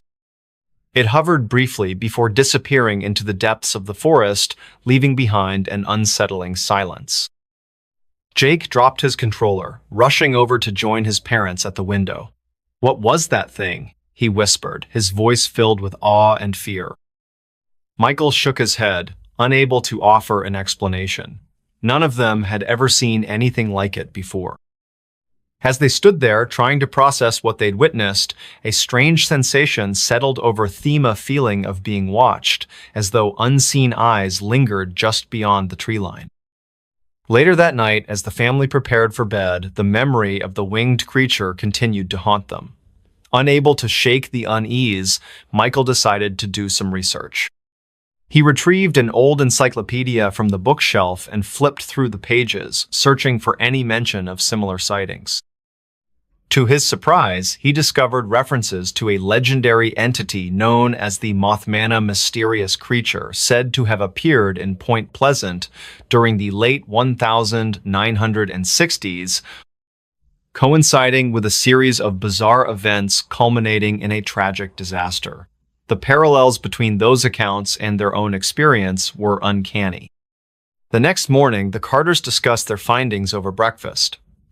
They agreed that the Mothman's reappearance couldn't be ignored. It felt like a warning, a sign of impending danger. Determined to uncover more information, they visited the local library where they met Mr. Jenkins, an elderly librarian who had lived in Point Pleasant for decades. His eyes widened when they mentioned the Mothman, and he nodded knowingly. "Ah, yes," he said solemnly. Many people dismissed it as mere folklore back then, but those who paid attention knew better. The Mothman always appears before tragedy strikes. His words sent shivers down their spines, but they pressed him for details. Mr. Jenkins recounted stories of other sightings of people describing the same glowing red eyes, the same silent flight, and the same ominous presence. He also spoke of the Silver Bridge collapse in 1967, which claimed the lives of 46 people, occurring shortly after the last reported sighting of the Mothman. The connection was undeniable, and the Carters left the library with a heavy sense of foreboding. Over the following days, strange occurrences began to unfold around Point Pleasant. Power outages plagued the town, leaving entire neighborhoods plunged into darkness. Strange noises echoed through the woods at night-low growls and haunting whispers that sent chills down the spines of anyone who heard them. Farmers reported livestock behaving erratically, refusing to enter certain areas near the riverbank. And then came the dreams, vivid nightmares plaguing each member of the Carter family, filled with images of collapsing structures and desperate screams. One evening, as the family sat together in the dim glow of candlelight due to another power outage, they heard a deafening screech that reverberated through the air, followed by the sound of flapping wings overhead. They rushed to the window, hearts pounding wildly, and saw the Mothman once again, this time perched atop a nearby telephone pole. Its red eyes locked onto theirs, staring intently as if delivering a final message. Without speaking, they understood the gravity of the situation. That night, the Carters made a decision.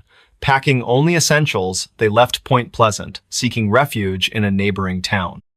Days later, news broke of a catastrophic event. A major bridge connecting Point Pleasant to Ohio had collapsed under mysterious circumstances, mirroring the tragedy of decades past. Scores of people lost their lives, and the town was left reeling in shock and grief. Though grateful for their escape, the Carters couldn't help but wonder about the Mothman's true nature. Was it a harbinger of doom, or a guardian trying to warn humanity of dangers yet unseen? Whatever the case, one thing was certain: their lives had been forever altered by the encounter. Even now, years later, whenever they hear the distant cry of birds or catch glimpses of shadows moving in the twilight, they pause and remember the glowing red eyes that saved them from disaster. In the end, the Carters learned to live with the knowledge that some mysteries are best left unanswered. Yet, deep down, they remain convinced that the Mothman is still out there watching, waiting, ready to deliver its warnings to those willing to listen. Next story. Where did the Willow Creek campers go? Tents found. No bodies. The forest was quiet when I arrived. Too quiet. The kind of silence that makes your skin crawl, like it's waiting for something to happen or someone to notice you're there. My name is Eleanor Carter, and I'm not a professional investigator. I don't wear trench coats or carry magnifying glasses, but I do have an insatiable curiosity about things most people would rather forget. And this case, this disappearance, had been gnawing at me since the day I first heard about it.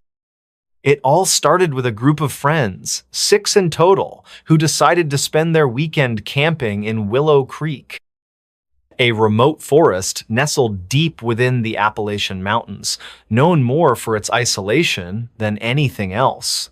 It wasn't exactly a tourist hotspot, but it did attract adventurers looking for solitude. Or so they thought. Days after they vanished without a trace, rangers discovered their campsite intact, tents still standing, fireside embers glowing faintly as if someone had just walked away. There were no signs of struggle, no blood, no bodies, just eerie emptiness stretching out before us like an unsolvable puzzle. I joined the investigation not because I wanted answers, but because I needed them. For weeks, I pieced together fragments of information from locals, park rangers, and even some of the missing campers' families. What I uncovered chilled me to my core and left me questioning whether anyone should ever set foot in Willow Creek again. Willow Creek has always been shrouded in mystery. Even before the disappearances, stories whispered through the towns surrounding the forest spoke of strange lights flickering between the trees, voices calling names that weren't yours, and shadows moving where none should be. Some claimed it was cursed, others believed it housed spirits bound to the land by ancient rituals long forgotten. Whatever the truth, one thing was certain: Willow Creek didn't take kindly to visitors. The group of campers consisted of 4 men and 2 women, all in their late 20s. They were experienced outdoorsmen, well-prepared, and equipped with modern technology designed to keep them safe. Their plan was simple: hike into the heart of the forest, pitch their tents near a small clearing, and enjoy the tranquility of nature. Or so they thought. On the morning of their departure, a local ranger named Harold warned them against venturing too far into the woods. "You hear those stories," he said, pointing toward the dense canopy overhead. "People go in, but sometimes they don't come back." The campers laughed it off, dismissing his caution as folklore meant to scare tourists. Little did they know how right Harold would turn out to be. 5 days later, panic erupted when neither phone calls nor text messages reached the group. Concerned family members contacted the authorities, sparking a full-scale search operation. That's when the rangers found the campsiter, what remained of it. When I arrived at the scene, the air hung heavy with unease. Rangers had already cordoned off the area, marking boundaries with fluorescent tape that seemed almost garish against the somber backdrop of towering pines. As I stepped closer, the details began to sink in. 3 tents arranged neatly in a semicircle, a fire pit surrounded by charred logs, and supplies scattered haphazardly around the perimeter. Everything appeared untouched, as though time itself had frozen in place. But where were the campers? Why had they abandoned everything behind? No signs of struggle, Detective Markson muttered under his breath, crouching beside the remnants of the fire. His voice carried a note of frustration mixed with disbelief.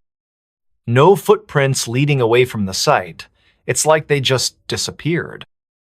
I knelt beside him, examining the ground closely. Sure enough, the soil bore no imprints beyond the immediate vicinity of the campsite. No scuffed boots, no dragged branches, nothing. It was as if the earth itself had swallowed them whole. As we explored further, another anomaly came to light. Every single electronic device belonging to the group lay abandoned nearby. Phones, cameras, GPS units all left behind, despite being essential tools for survival in such a remote location. Stranger still, several devices contained corrupted files, fragmented photos showing blurred shapes lurking at the edges of frames. audio recordings filled with static, punctuated by guttural whispers, and video footage that cut abruptly mid-action, leaving behind only black screens. One clip stood out in particular. Taken during the second night of their stay, it showed the group gathered around the fire, laughing and joking as flames danced merrily in the darkness. Then, suddenly, chaos erupted. Shouts echoed through the speakers, followed by hurried footsteps retreating into the woods. After that, the screen went dark. When playback resumed moments later, the camera angle shifted inexplicably, focusing on a cluster of trees bathed in an unnatural green glow. Before anything else could be seen, the recording ended. "What happened here?" I whispered, replaying the footage over and over, hoping to catch some clue hidden in plain sight. But each viewing only deepened the mystery. Local legends provided little comfort as I delved deeper into the history of Willow Creek. According to one tale, a hermit once lived deep within the forest centuries ago. Known simply as the Watcher, he was said to guard secrets buried beneath the earth's secrets best left undisturbed. Those who ventured too close often returned changed, haunted by visions of faces carved into bark or lights drifting silently among the trees. Another story told of a woman who wandered into the woods seeking solace after losing her child. She never returned, but villagers swore they could hear her cries echoing through the valleys on moonless nights. Some even claim to have seen her silhouette etched against the horizon, searching endlessly for what she had lost. These tales might sound like mere superstition, but when placed alongside the evidence at the campsite, they took on a sinister new meaning. Could the campers have stumbled upon something they weren't meant to find? Or were something that found them instead? To test these theories, I organized a small expedition into the forest myself, determined to retrace the campers' steps and uncover whatever force had claimed them. Alongside me traveled two fellow investigators, Sam, a seasoned tracker with years of experience navigating wilderness terrains, and Dr. Emily Chen, an anthropologist specializing in indigenous folklore. Our journey began uneventfully enough, following the same trail used by the missing group. At first, the forest seemed benign, picturesque expanse of verdant foliage swaying gently in the breeze. But as hours passed and twilight descended, the atmosphere shifted subtly yet unmistakably. The chirping of crickets grew louder, almost deafening, while the rustling of leaves became rhythmic, mimicking footsteps trailing behind us. "It's just the wind," Sam insisted, though his hand hovered near the knife strapped to his belt. Still, doubt crept into our minds, fueled by subtle inconsistencies in the landscape. Certain paths seemed deliberately obscured, as though nature itself conspired to mislead travelers. And then there were the symbol-scriptic carvings gouged into tree trunks along the way. Swirling patterns resembling eyes stared back at us, their origins unknown, but their intent clear. We were being watched. By the third night, exhaustion weighed heavily upon us.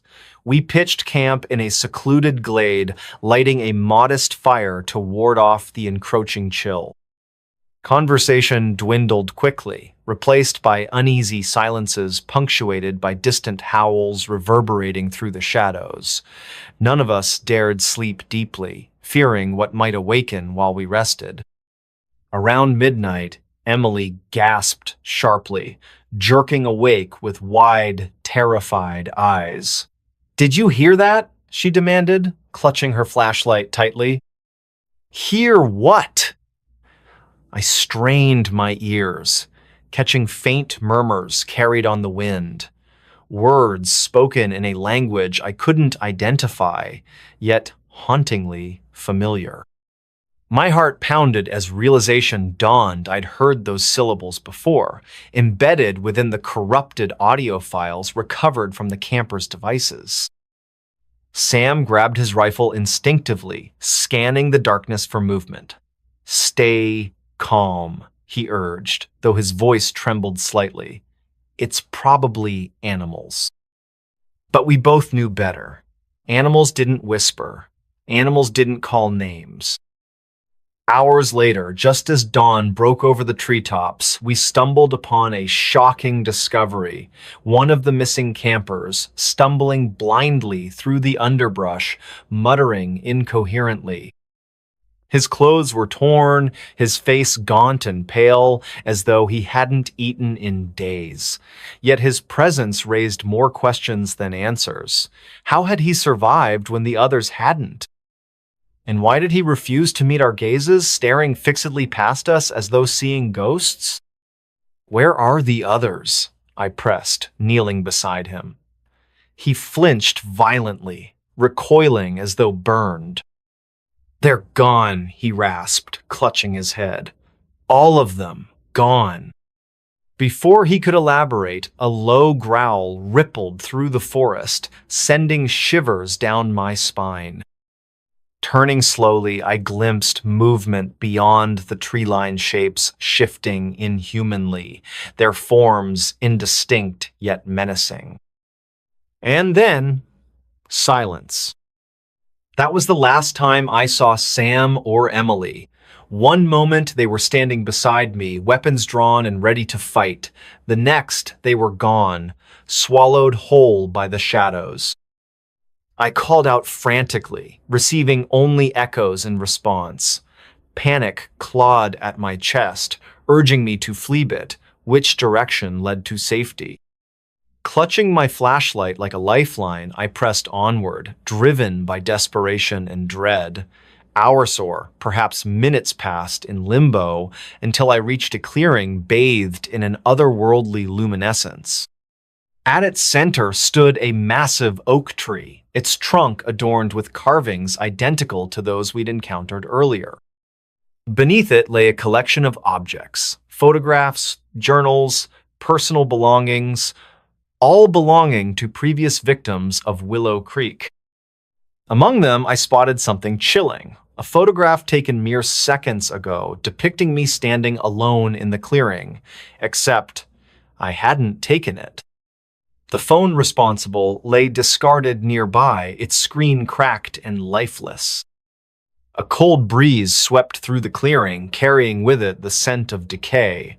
Behind me, laughter bubbled up a sound, both familiar and alien, resonating with malice. Spinning around, I froze, unable to tear my gaze away from the figures emerging from the darkness. They wore masks carved from wood, their eyes hollow pits reflecting nothing. Each step they took sent vibrations coursing through the ground, shaking the very foundations of reality. I tried to run, but my legs refused to obey, rooted firmly in place. Their leader stepped forward, raising a hand adorned with rings, bearing the same swirling designs etched into the trees. "You shouldn't have come here," it intoned, voice layered with countless others. "Now you belong." And then, darkness. Search parties combed the forest for weeks afterward, finding no trace of me or anyone else who entered Willow Creek that fateful night. Some say I'm still out there, trapped in limbo between worlds. Others claim I escaped, but chose to remain silent about what truly happened. Whatever the truth may be, one fact remains undeniable. Willow Creek claims its victims quietly, methodically, ensuring no one leaves unchanged. If you ever find yourself near its borders, heed the warnings of locals. Turn back, run, because once you cross its threshold, there's no turning back. And if you hear whispers in the dark, remember this. They're not asking for help. They're inviting you home. Next story. Creepy factory ghosts encounter during night shift. Factory ghosts in the dark. I used to think that night shifts were boring. Lonely? Sure. Quiet? Definitely. But boring. That was the whole appeal. No managers breathing down your neck, no coworkers interrupting your flow, just you, the machines, and time moving slowly. At least, that's what I believed until I took the job at Harlan Steelworks. The factory was built back in the 1940s and had barely been updated since. The entire building groaned like an old man every time the wind hit the walls. Flickering lights, rusted metal, faded safety posters from decades past, everything reeked of age, and something else I couldn't place at first. I was hired through a temp agency. They needed someone to cover the overnight shift after one of the workers abruptly quit. No details were given, just, he left mid-shift and didn't come back. I should have seen that as a red flag. But I needed the money, and the guy on the phone said it was easy work. Just monitor the furnace temperatures. Make sure the conveyors don't jam. Log activity in the binder near the main control panel. That's it. No heavy lifting, no tools, no one to talk to. Easy. My first night started at 10:00 p.m. The factory was about 30 minutes outside town, surrounded by nothing but cornfields and mist. I remember how quiet it was when I pulled into the lot. No other cars. Just mine and the long, low building stretching into the dark like a sleeping beast. I had to buzz myself in. No guard, no receptionist, just a keypad and a red button. Inside, the air was thick with dust and oil. The only light came from a few flickering overheads. The silence was so complete, I could hear the hum of the fluorescents like they were whispering directly in my ears. I found the control panel and checked the binder. The previous shift had signed out at 9:55. No notes, no warnings, just initials, KL. That name would come back to me later, in the worst way. The first 2 hours were uneventful. I made my rounds, logged temps, stretched my legs. The machines weren't running maintenance, apparently so it was just me and the silence. Around midnight, things started to feel wrong. It began with a loud clang from the far end of the conveyor line. I froze. It wasn't the wind. It wasn't a creaky pipe. It was deliberate, like someone had kicked a metal drum. I called out, "Hello? Anyone there?" No response. I grabbed the flashlight hanging by the panel and walked toward the noise. The beam cut through the dark like a knife. I passed rows of dormant machinery, their surfaces slick with oil and grime. Everything looked undisturbed. But then, at the end of the corridor, just past the hydraulic press, I saw movement, a figure darting between machines. I nearly dropped the flashlight. "Hey!" I shouted, trying to sound firm. "You're not supposed to be here!" Still nothing. I picked up my pace, turned the corner. No one. But I swear I heard breathing, labored, ragged breathing, right behind me. I turned fast. Just empty space. I tried to shake it off, told myself my eyes were playing tricks, maybe a rat, maybe my own reflection. But the dread didn't leave. It clung to me like cold sweat. I returned to the control panel and tried to refocus. Logged another temperature check. But when I glanced at the binder, something had changed.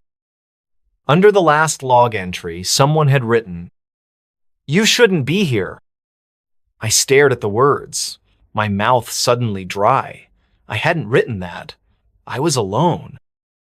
I tore the page out and shoved it in my pocket, told myself maybe it had been there the whole time, and I just hadn't noticed. But I didn't believe it. Around 2:00 a.m., the intercom crackled to life. A garbled voice said, "Help, down here." My stomach turned. There wasn't supposed to be anyone else in the building. I grabbed the flashlight again, hands shaking. "Who is this?" I asked. "Where are you?" Static. Then again, "Trapped, please." I followed the sound toward the maintenance sub-levelan area I hadn't been told about. The stairs were narrow and slick with moisture. The deeper I went, the colder it got. At the bottom was a long hallway lit by red emergency bulbs. I moved slowly, every step echoing like a gunshot. The voice came again. "Don't leave me here." I turned the corner. The hallway ended at a massive steel door marked Furnace Room B. It was ajar. I pushed it open. The heat hit me like a wave, but the room was empty except for a single charred hard hat resting in the center of the floor. The name etched into it? K.L. The worker who'd left mid-shift. Or, rather, hadn't left at all. I backed out of the room, heart hammering. That's when the door slammed shut behind me. I screamed and banged on the door, but it wouldn't budge. Then the whispers began. At first, it sounded like steam hissing from the pipes. But then I heard words. "We never left." "Join us." "Burned, but not gone." The lights dimmed. Shadows stretched across the walls, writhing like they were alive. I turned in circles, flashlight trembling. And that's when I saw them. Figures emerging from the darkness, half-formed, their bodies blackened and twisted. Faces melted, eyes hollow. They moved slowly, dragging themselves toward me with jerky, unnatural movements. I screamed, ran. I don't remember how I escaped the sublevel. Somehow, I made it back to the control panel. I grabbed my keys, my bag, and bolted out the front door into the rain. When I looked back, the lights in the factory windows were all off, except one, up on the second floor. And in that window, I saw a silhouette watching me. It raised a hand and waved. I quit the next day, didn't ask for my paycheck, didn't tell the agency what happened. A week later, I saw a news article. Temporary worker vanishes during night shift at Harlan Steelworks. A new guy, hired to cover my old spot. They never found him. And the factory? Still operational. Still hiring.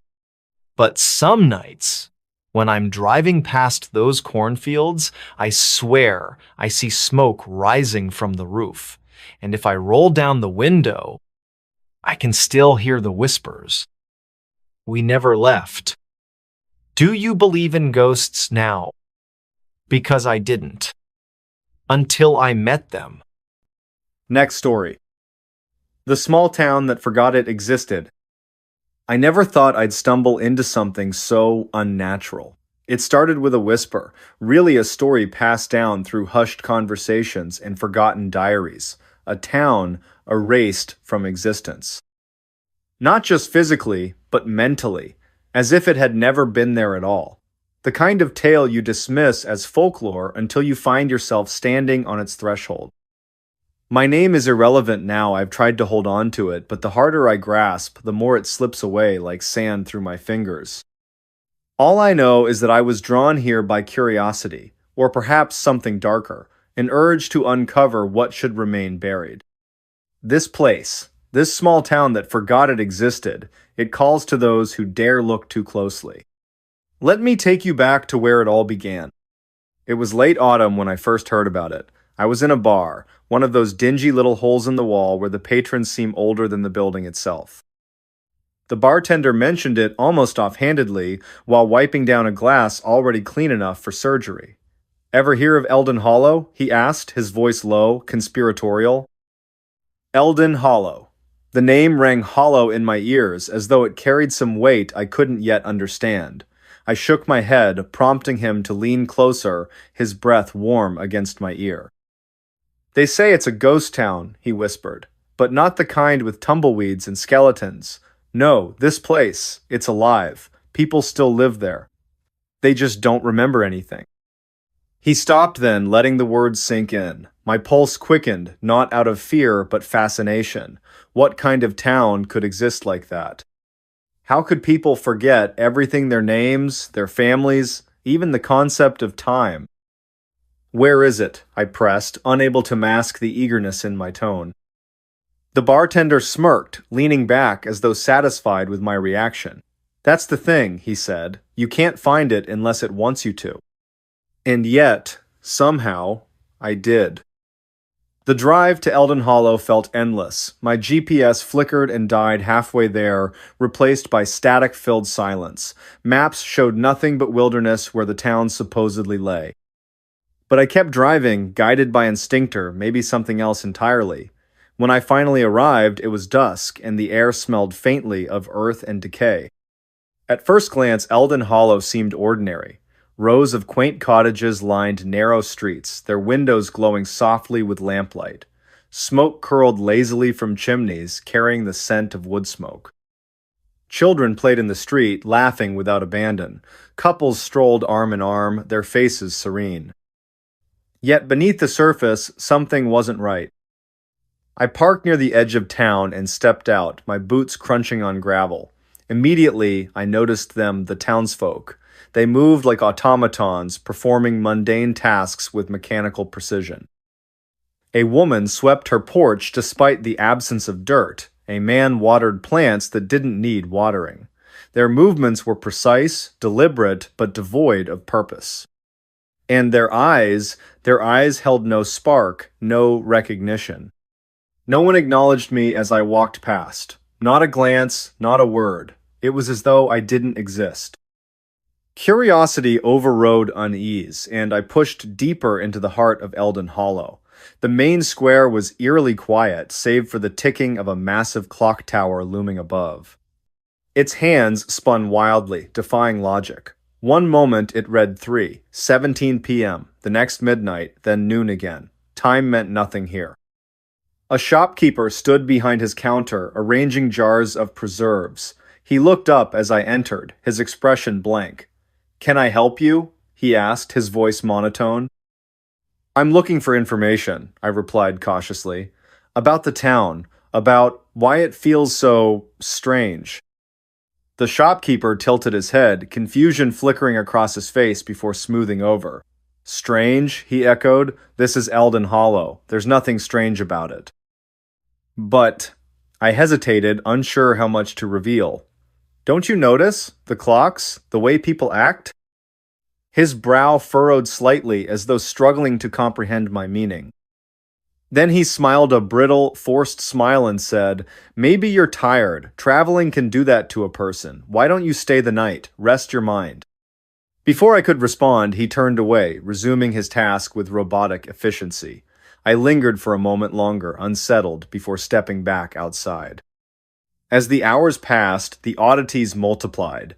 At the bakery, I watched a young girl repeatedly stack and unstack loaves of bread, her actions mechanical and repetitive. Across the street, a barber shaved the same customer over and over, each stroke identical to the last. Conversations faltered mid-sentence, speakers staring blankly ahead as though searching for words that refused to come. Time stretched thin here, warping and twisting like taffy pulled too far. Minutes dragged into hours, days blurred into weeks, yet no one seemed to notice or care. Life in Eldon Hollow was a loop, a perpetual cycle of meaningless motion. By evening, I sought refuge in the local inn, hoping to piece together what I'd witnessed. The innkeeper greeted me warmly, though her smile lacked warmth. She introduced herself simply as Mrs. Harper, offering little else. Her memory, like everyone else's, appeared fragmented. She couldn't recall how long she'd lived in Eldon Hollow or even where she'd come from. "You must be new," she observed, setting a tray of tea on the table. "Most visitors don't stay long." "Why's that?" I asked, sipping the bitter liquid. She paused, considering. "Because they realize they don't belong here," she said finally. "This place, it changes you, makes you forget." Forget. The word hung heavy in the air, resonating with ominous implications. Forget what? Who? Why? That night, sleep eluded me. Shadows danced along the walls, cast by unseen lights.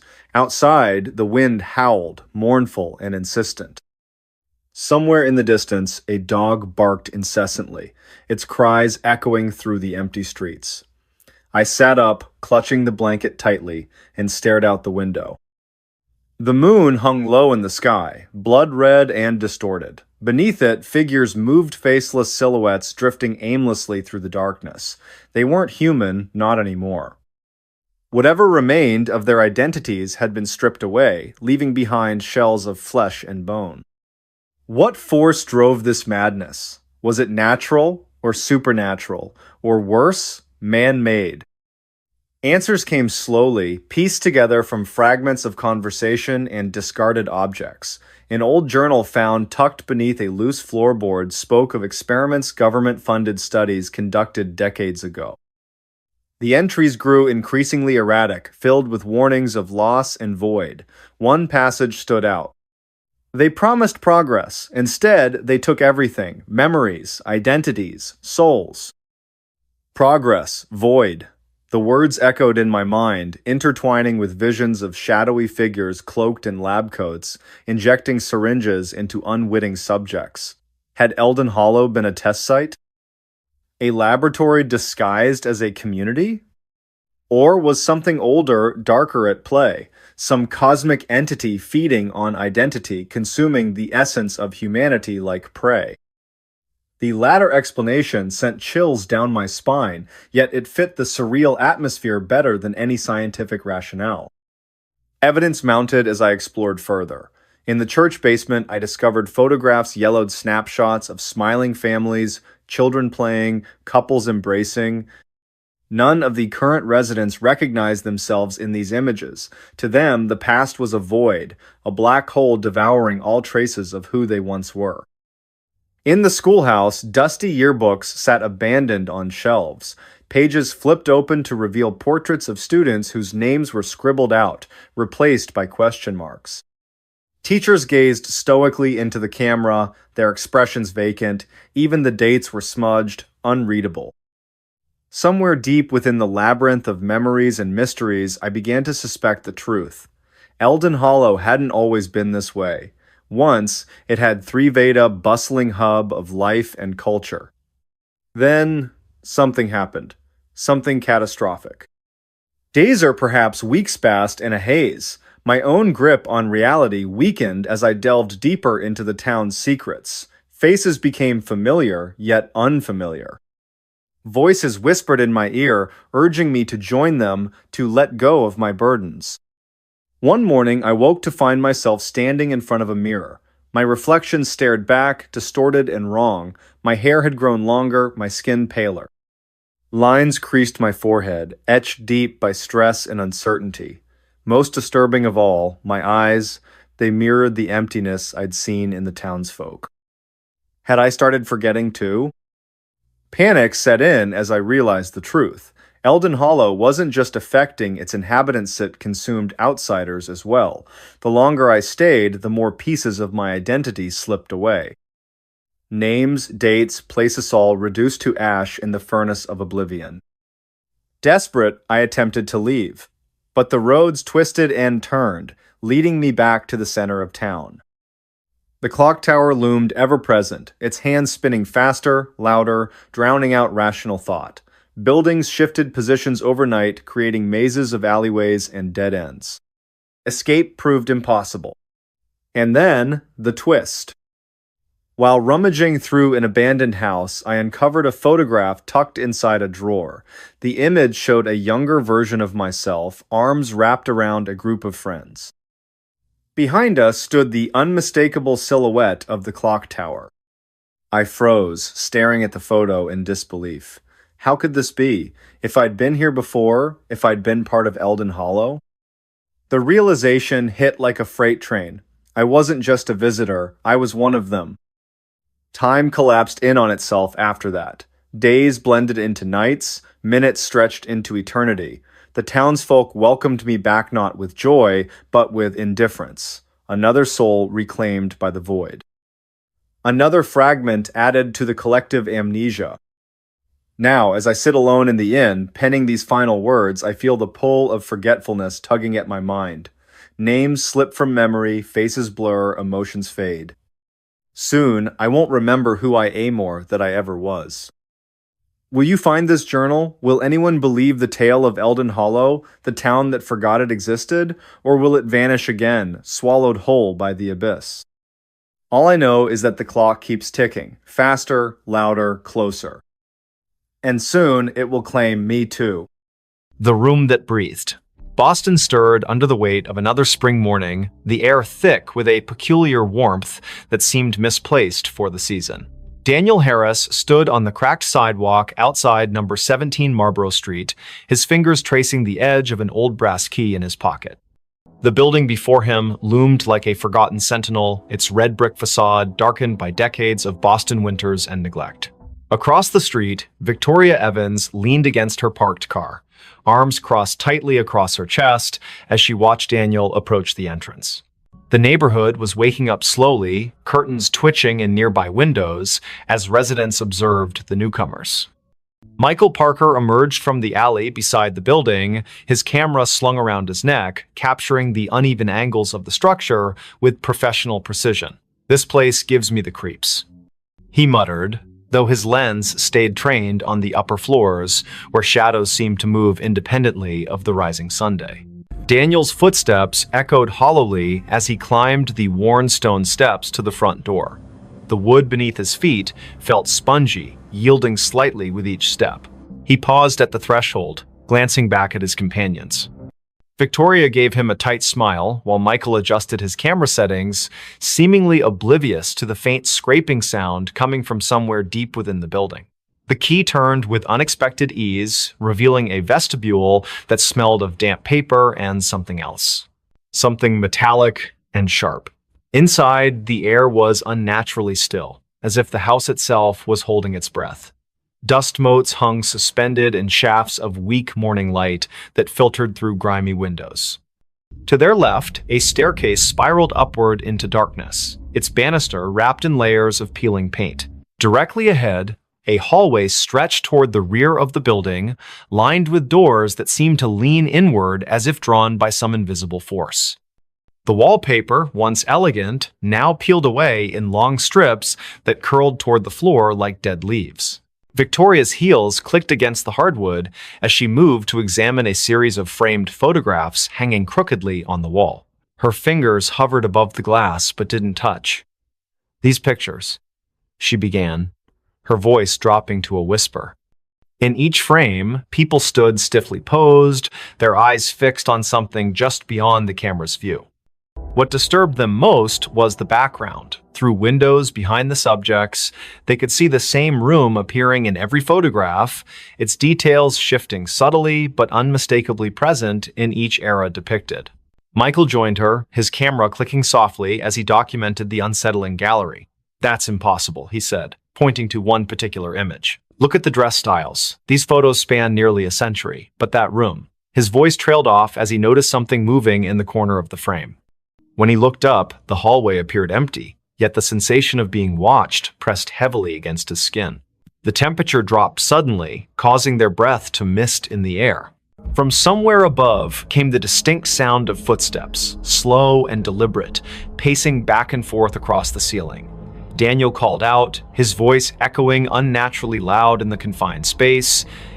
The footsteps stopped immediately, followed by complete silence that seemed to vibrate through the very walls. Then came a new sound, a soft, rhythmic creaking like the gentle expansion and contraction of old wood. But this wasn't coming from the structure itself. It was emanating from the room at the end of the hall, pulsing with a life of its own. Daniel took the first step toward the source of the sound, his palm slick against the railing of the staircase. The wooden steps groaned beneath his weight, each complaint sounding louder than the last. Halfway up, he paused, certain he'd heard whispered words trailing after him like cobwebs brushing against his ears. Victoria followed close behind, her hand occasionally reaching out to steady herself against the wall, only to pull back sharply each time her fingers made contact. The wallpaper felt warm to the touch, almost feverish, and when she looked closely, she thought she saw veins of black mold spreading outward from each point of contact. At the top landing, they found themselves facing 3 doors, each painted a different shade of gray that seemed to shift depending on how long you stared. The middle door stood slightly ajar, swaying gently, despite the absence of any breeze. Through the gap, they could see movement, not human movement, but something more akin to shadows stretching and retreating across the far wall. Michael raised his camera, framing the scene through the viewfinder, but what he saw through the lens made his hands tremble. The room appeared larger through the camera, its dimensions distorted in ways that defied logic. "Did you hear that?" Victoria's voice cracked as she spoke. They all froze, listening to the sound of breathing, deep, measured inhalations that filled the corridor like waves crashing against a distant shore. The sound wasn't coming from them. It was too synchronized, too deliberate. Daniel reached for the doorknob, his fingers brushing against metal that felt impossibly cold. As his hand closed around it, the breathing hitched, then resumed with greater intensity. The door opened with a reluctant creak, revealing a space that seemed to swallow the available light rather than reflect it. Inside, the air was dense and humid, carrying the scent of earth after rain mixed with something sour and metallic. The walls were covered in what appeared to be ancient wallpaper, but upon closer inspection, they realized it was actually layers of dried, yellowed paper stacked directly onto the plaster. Pages upon pages of handwritten text, fragments of letters and drawings pressed together like geological strata. Some sections seemed to ripple when touched, as if the surface retained some vestige of life. In the center of the room stood an antique writing desk, its surface stained with ink blots that had long since dried black. Victoria approached the desk cautiously, her attention drawn to a leather-bound journal resting open at its center. The handwriting inside was spidery and erratic, the ink varying in color from fresh black to faded brown.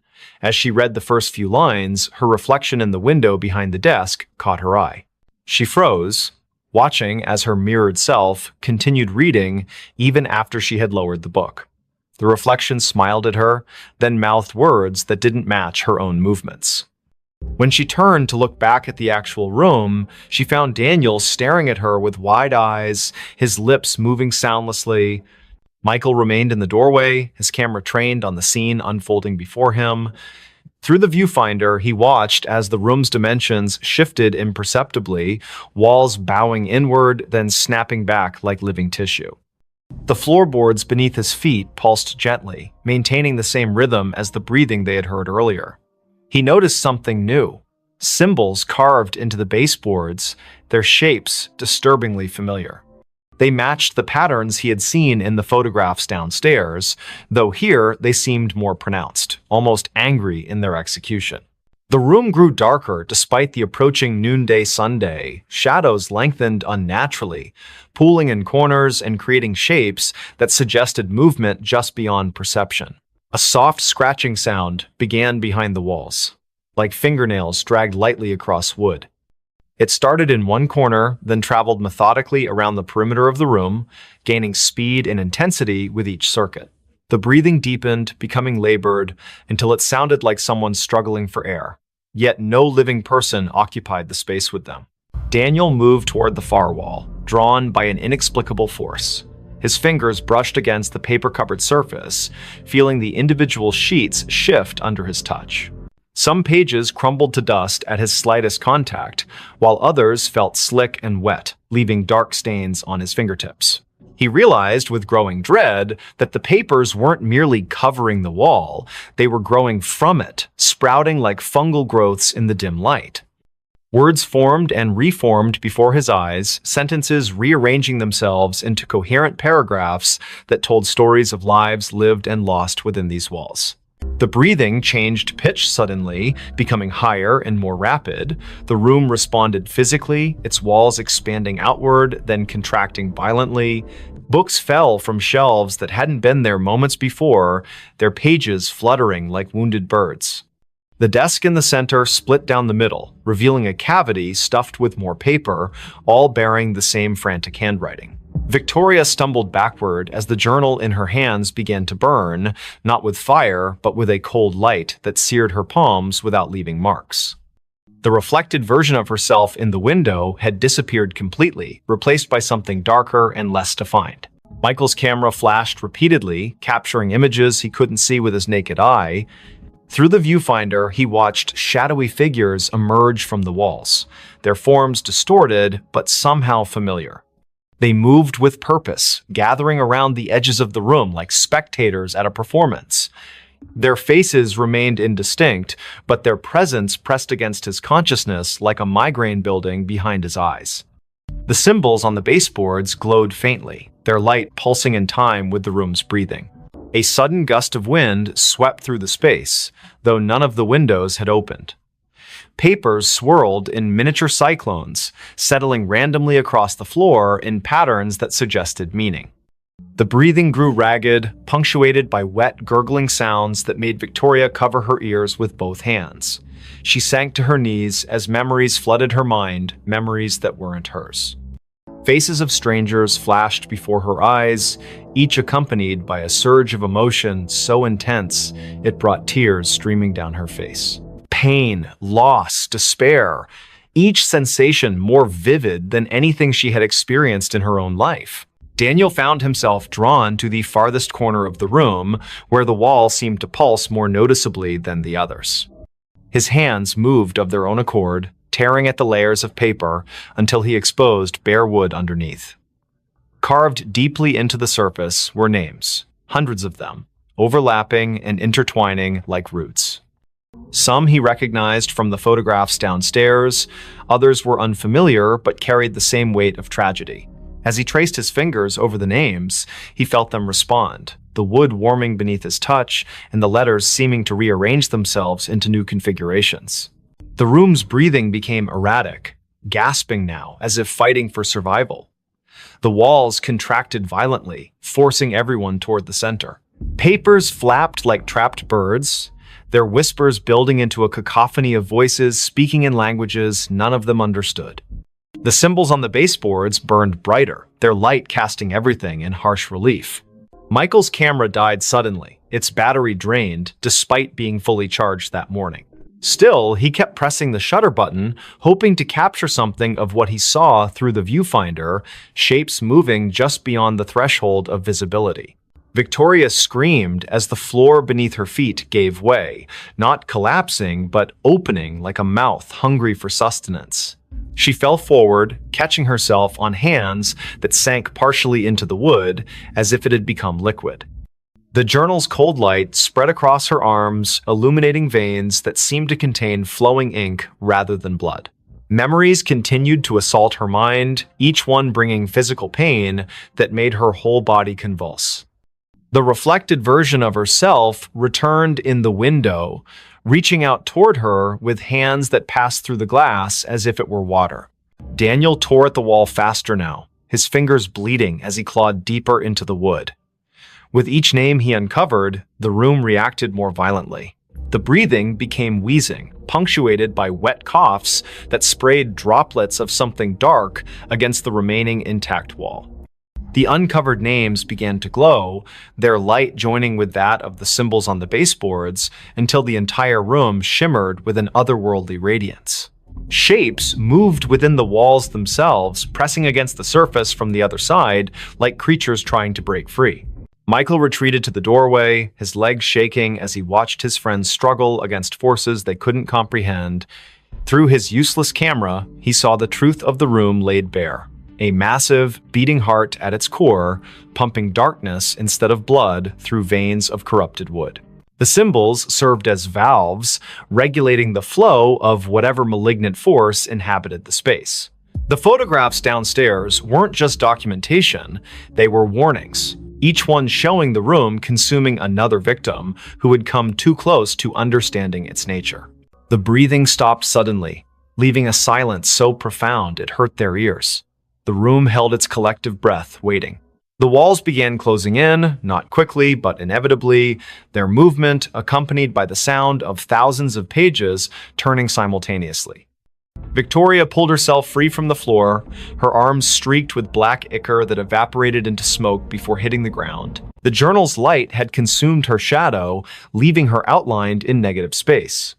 She joined Daniel at the wall, helping him tear away the remaining paper in a desperate attempt to reach whatever core lay hidden beneath. As they worked, the room showed them its true face.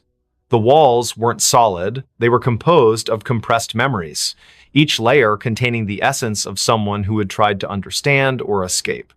Faces pressed against the surface from the other side, their mouths open in silent screams that vibrated through the very bones of the building. The symbols on the baseboards merged into a single pulsing sigil that dominated the floor, its light so bright it burned away the darkness entirely. The heart at the room's center beat once, twice, then exploded outward in a wave of energy that threw them all backward. When they opened their eyes again, they found themselves standing outside number 17 Marlborough Street.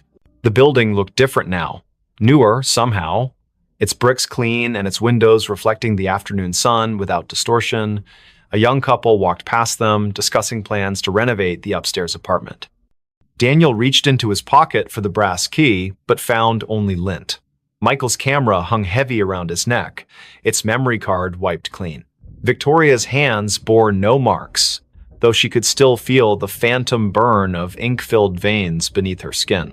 They never spoke about what happened inside the room. Each carried their own piece of its secret, buried deep where it couldn't consume them completely. Sometimes, late at night, Daniel would wake to the sound of breathing coming from his closet. Michael developed a habit of taking long detours to avoid walking past 17 Marlborough Street. Victoria found herself drawn to old journals and letters, unable to resist the urge to document everything she encountered. The room had marked them, claimed part of their essence, and though they had escaped its physical confines, its influence followed them like a shadow that refused to dissipate. Weeks later, during another unseasonably warm spring morning, a new set of tenants moved into the building. They marveled at how well-preserved the old place was, how the upstairs apartment seemed to breathe with a life of its own. In the main bedroom, they discovered an antique writing desk with a leather-bound journal resting open at its center. The first tenant to touch it felt a surge of inspiration so powerful it brought tears to her eyes. She began writing immediately, her pen moving across the page with a will that wasn't entirely her own. Outside, the wind picked up, carrying with it the faint sound of pages turning and the gentle, measured breathing of something that had waited patiently for new voices to add to its collection. Don't just watch in the dark, click subscribe, like, and join now. Before we begin, tell me where are you listening from and what time is it there? The Book That Called Me. The streets of Chicago were slick with rain, reflecting the dim orange glow of streetlights like shattered mirrors. It was 5 in the morning, and the city seemed to hold its breath under a heavy sky streaked with gray clouds. The storm had rolled in from Lake Michigan without warning, drenching everything in sight. Victoria Evans stood on the corner of Wabash Avenue, clutching her coat tighter around herself as she waited for the traffic light to change. She hated mornings like this, cold, wet, and eerily quiet, but her job at the library demanded punctuality. Victoria worked at Harold Washington Library Center, a towering structure that loomed over South State Street like some ancient sentinel. The building's glass facade shimmered faintly in the pre-dawn gloom, catching the occasional flash of lightning that lit up the horizon. As she approached the entrance, her shoes squelching against the wet pavement, she noticed something odd, a single book lying face down on the steps leading up to the main doors.